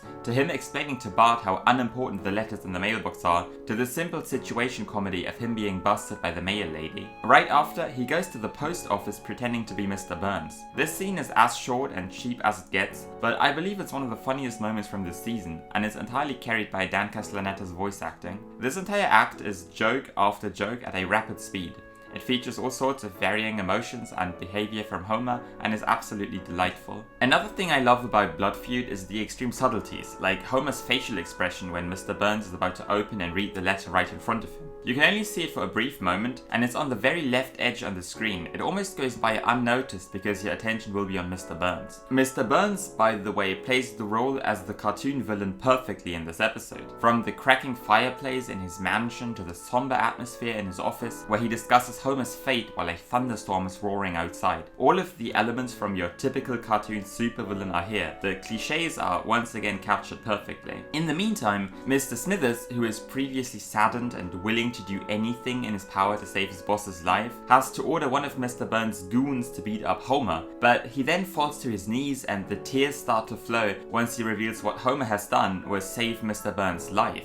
Everybody talks about Homer in this episode, but I adore Smithers no less in this one. He can even get Mr. Burns to fully change his mind, and the two go out to buy something extraordinary for Homer. In fact, Mr. Burns is more excited than ever before when he makes the decision to give him the greatest gift he can think of. In the end, the Simpsons family is irritated and shocked by the old McHead. Bart thinks it's cool, so what's the morale of the story? Well, in an incredibly meta ending, the Simpsons sit down to have dinner and discuss that very question. It turns out there is no morale to the story. It's completely pointless. A stellar episode ends with the show mocking your average sitcom. No formulaic plots here, all we've got is a series of events. I feel like this review only consisted of me picking out moments from the episode that stood out to me, something I did a lot in the first video that I tried to reduce in this one, although I probably failed with that. But despite all of the highlights from Blood Feud, there are so many small details left that I absolutely enjoyed that are too unimportant to even be brought up in the main review. But to name a few, Mr. Burns lives in Mammon Lane. I love Smithers' expression when he plays the banjo. I also enjoy that Lisa tries to teach Maggie unusual words. It's great to see how much she cares about her sister and that she tries to give her an education that she's never gotten herself. Blood Feud is a delight. It's a fitting finale to an excellent season that for some reason aired 2 months after its penultimate episode. There's so much to enjoy here, from funny writing to hilarious situation comedy and visual gags. David Silverman's direction is absolutely spectacular. I especially love the shots of Mr. Burns and Smithers when they discuss what to do with Homer. There's an extraordinary level of care and detail in this episode that was absolutely not necessary, but gives it that extra little something that brings an already excellent episode to an even higher level. The Simpsons has a lot of different qualities, and no matter why you enjoy the show, this episode masters it all. As a kid, I grew up with seasons 3, 9, 10 and 12. For a long time, those were the only ones that I had on DVD. Of course, I also watched the show on TV every now and then, but for the longest time, those 4 seasons were the main ones that I watched all the time and that I was the most familiar with. Years later, I finally started to collect the other seasons on DVD, and I'm pretty sure I got season 1 first. But when I finally got my hands on season 2, this was in 2014, I watched it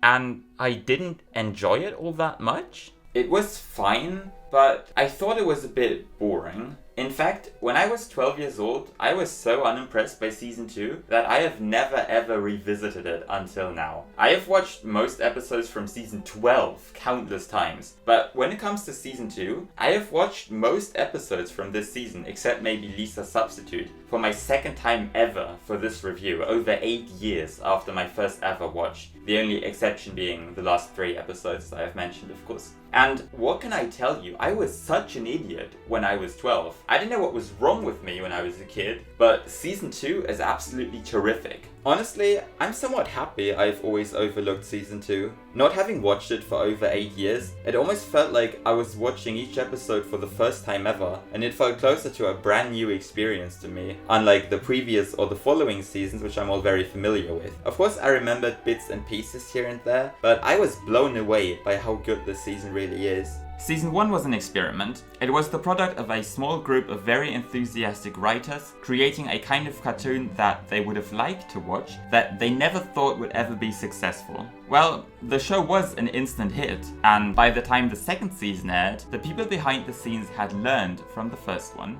The first season was very rough around the edges. The designs were a little odd and chaotic and whatnot. The characters weren't quite themselves yet and behaved a little bit differently from what we are used to. Everything just wasn't quite as developed. It was very messy, but it had a lot of soul. Within just one season though, the show jumped to a new all-time high. While season 1 feels like a clean version of The Simpsons shorts, season 2 feels just like, well, The Simpsons. After just 1 year, there was now an in-depth guide on how to draw each character that was several hundreds of pages long. The backgrounds are now the locations that we actually know, and it now feels like The Simpsons inhabit an actual environment, while the first season had random backgrounds that did their job but weren't the most consistent, all things considered. And not just the environments have become more realistic, so have the characters. The first season was already great when it comes to character relationships, and it even explored themes such as Lisa being depressed and existentialist. In season 2, Bart, who many parents and schools at the time considered a bad role model for children, proves that he's not simply a rebellious prankster,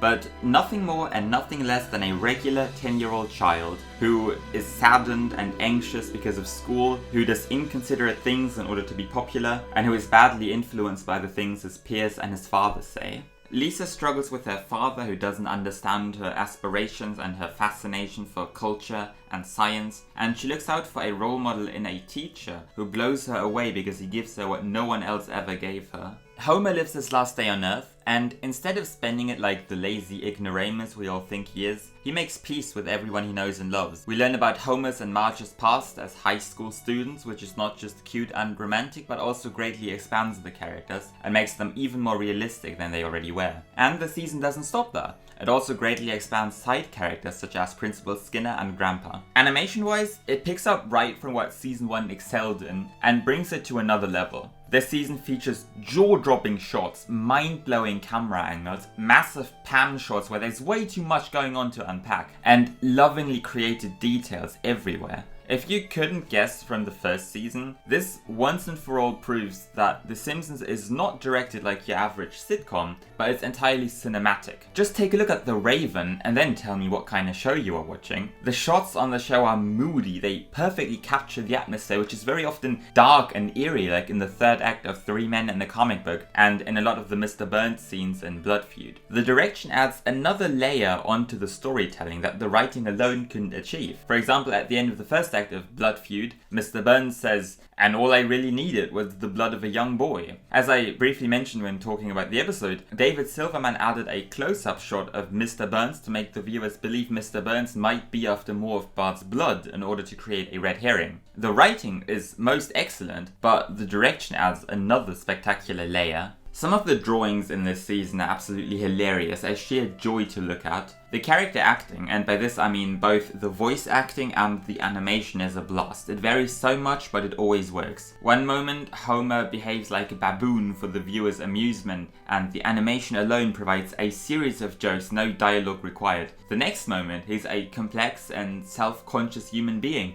a caring father who tries to support his daughter, or who realizes that, although he's never treated him very nicely, he loves his own father and loves to spend time with him. The voice acting carries so much weight, every cast member provides so much emotion, so much passion in their lines. My favourite performance is of course Yardley Smith's in Lisa's Substitute, but let's not forget Homer's and Marge's teenage selves as they pour their heart out in The Way We Was, or the grief and desperation in their voices on Homer's supposed last day on Earth in One Fish, Two Fish, Blowfish, Bluefish. The season discusses some big questions and themes such as the ethics behind condemning your parents while also honouring them, what is allowed in art and what isn't, when does censorship start and is it even justified, or even ideas such as competitive spirit and sportsmanship. Something I personally enjoy a lot, considering I make every game I play competitive, be it Super Smash Bros. Melee or Mario Superstar Baseball or whatever else I can get my hands on. The writing is so diverse it's obscene. There's every kind of joke you can imagine in this season, from pure slapstick to observational humour to clever satire.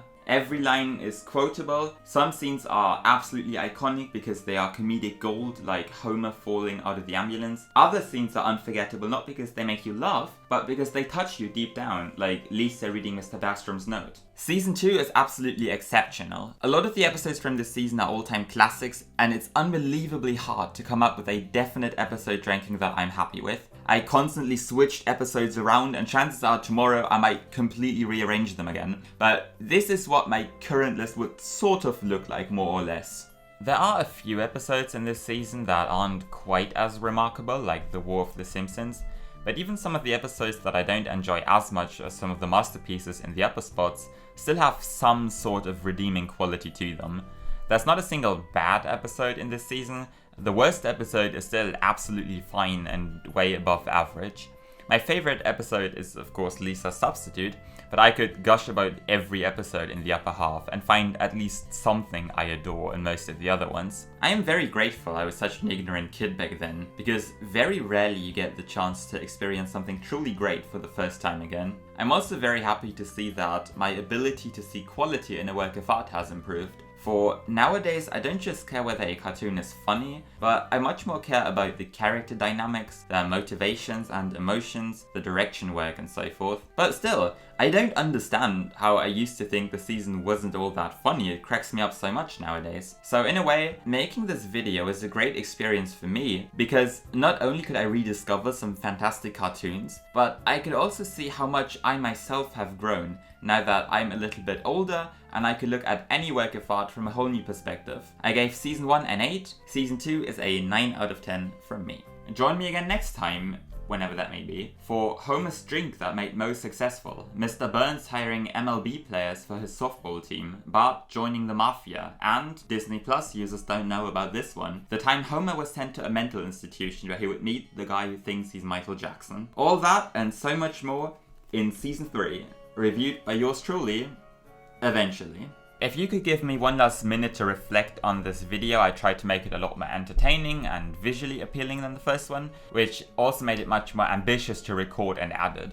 I actually got really scared after using so much footage from the show in the first video that I decided to turn it down a lot and instead use my face a lot more. I tried to get as much visual variety as I could in the limited space that is my room, and I also tried to add a joke every now and then so that you wouldn't have to be too bored when you decide to suffer through this 2-hour video or however long it'll end up being. When it comes to the writing, I knew that the reviews in the first video were way too detailed and formulaic. I would usually just end up listing everything I liked about an episode, which made the reviews very long, but also not very interesting at all, to a point where I personally felt like there was nothing really to gain from watching my video. I procrastinated a lot during the reviewing process. In fact, I started in September of 2021 and I finished the script in March of 2022. At first, I tried to keep the reviews rather short, and some of the first reviews in the video are only between 600 and 800 words, but after several breaks, I noticed that I fell back into my old habit of writing overly long reviews, talking about each and every detail. I definitely added more character analysis to the scripts, which is probably the main reason why the script for the Lisa Substitute review is 1,845 words, while the Bart Gets an F review is only 723 words long. At some point, I even considered to go back and rewrite the early reviews, but ultimately I decided to simply keep them the way they were. I hope the differences in style, thematics and length did not bother you too much, but this is definitely something that I will try to improve in future videos. This video would not have been possible without the help of Deupler behind the camera. Please subscribe to our channel Girafare Gaming. Even if you don't speak German, just subscribe anyway, and give us a follow on Twitch as well. Also follow me on Twitch. I stream very often. Sometimes I stream art, but mostly it's speedruns of games such as Billy Hatcher and the Giant Egg and the Hood classic Phineas and Ferb Ride Again. Don't forget about that game in particular. My next video on this channel may or may not have something to do with it. See ya then. I made a video this year, so I fulfilled the quota. Any other upload would be extra credit. There might even be a new animation coming up at some point. So stick around. I upload rarely, but when I do, it's always a banger. I would be very happy if you could drop a like on the video and a comment saying what you liked and didn't like about the video, and chances are I will keep your feedback in mind when I make the next one. Or I won't. It's my decision really. Thanks for watching and take care. Alright, so this is actually the first time in this entire video that you can hear me completely unscripted. Today is the 29th of December 2022 and I just finished editing this entire thing. I'm only gonna watch through it one more time just to see if there's anything left that I still need to change, and then I just need to export it and upload it so you can hopefully watch it tomorrow, or like by the 30th of December hopefully. I really wanted to get this video out in 2022 still, so throughout all of December I worked on it pretty much non-stop. So all of the footage that you've seen was recorded between March and June, and initially I wanted to upload the video in summer and I thought it was gonna be done by summer, but then I procrastinated, first of all editing the clips of me talking, and then I was really lazy to actually get the footage from the show and edit it in, and that took a long time, and I finally got that done in December. I had to get it done by 2022 because in the video I was talking about having made a video this year and I really wanted to make it this year. I didn't want to postpone it again. Also, I've had many other projects that I've been wanting to do for a while that I never started working on because I knew that I still had this thing that I needed to finish, so I finally got it done. I'm probably not going to start working on the next video, like the next Simpsons video, for quite some time because this is pretty exhausting and it's also honestly kind of boring to make. just a moment ago you heard me kind of reflect on the video, and that part was actually the very first thing that was recorded back in March. That was done before I even recorded any of the reviews. So I knew what was bad about the reviews before I even made them, like before I recorded them. And watching the entire thing now, I think it's not the most exciting to listen to, just because I was obviously looking at my script the entire time, and just with the way my setup is, I don't have a teleprompter or anything like that, so it's kind of hard for me to look at the camera and the script at the same time. And you can clearly tell that I was just reading the script, right? And like my narration lacked emotion and, you know, lacked accentuation. So I think it was pretty boring to listen to probably, but hopefully you don't mind too much. In the first video, this wasn't that much of an issue, I think, because I could actually just read the script and look at the script the entire time and just fully focus on the narration. And even then, I think the narration was pretty lackluster, but this time I was basically just reading the script and I wasn't really thinking about what I was saying because I was just reading it in the heat of the moment, and the main thing I was considered about was just not making any mistakes. And I still made some mistakes that I didn't notice until the editing process, so I had to add some yellow text in the bottom to correct those mistakes. But overall, I think it turned out okay. The music was the final thing that I did today, and I think that's pretty lazy because I just grabbed some random video game tracks and added them in. I knew that the video had to have like some instrumental in the background, so I just added whatever.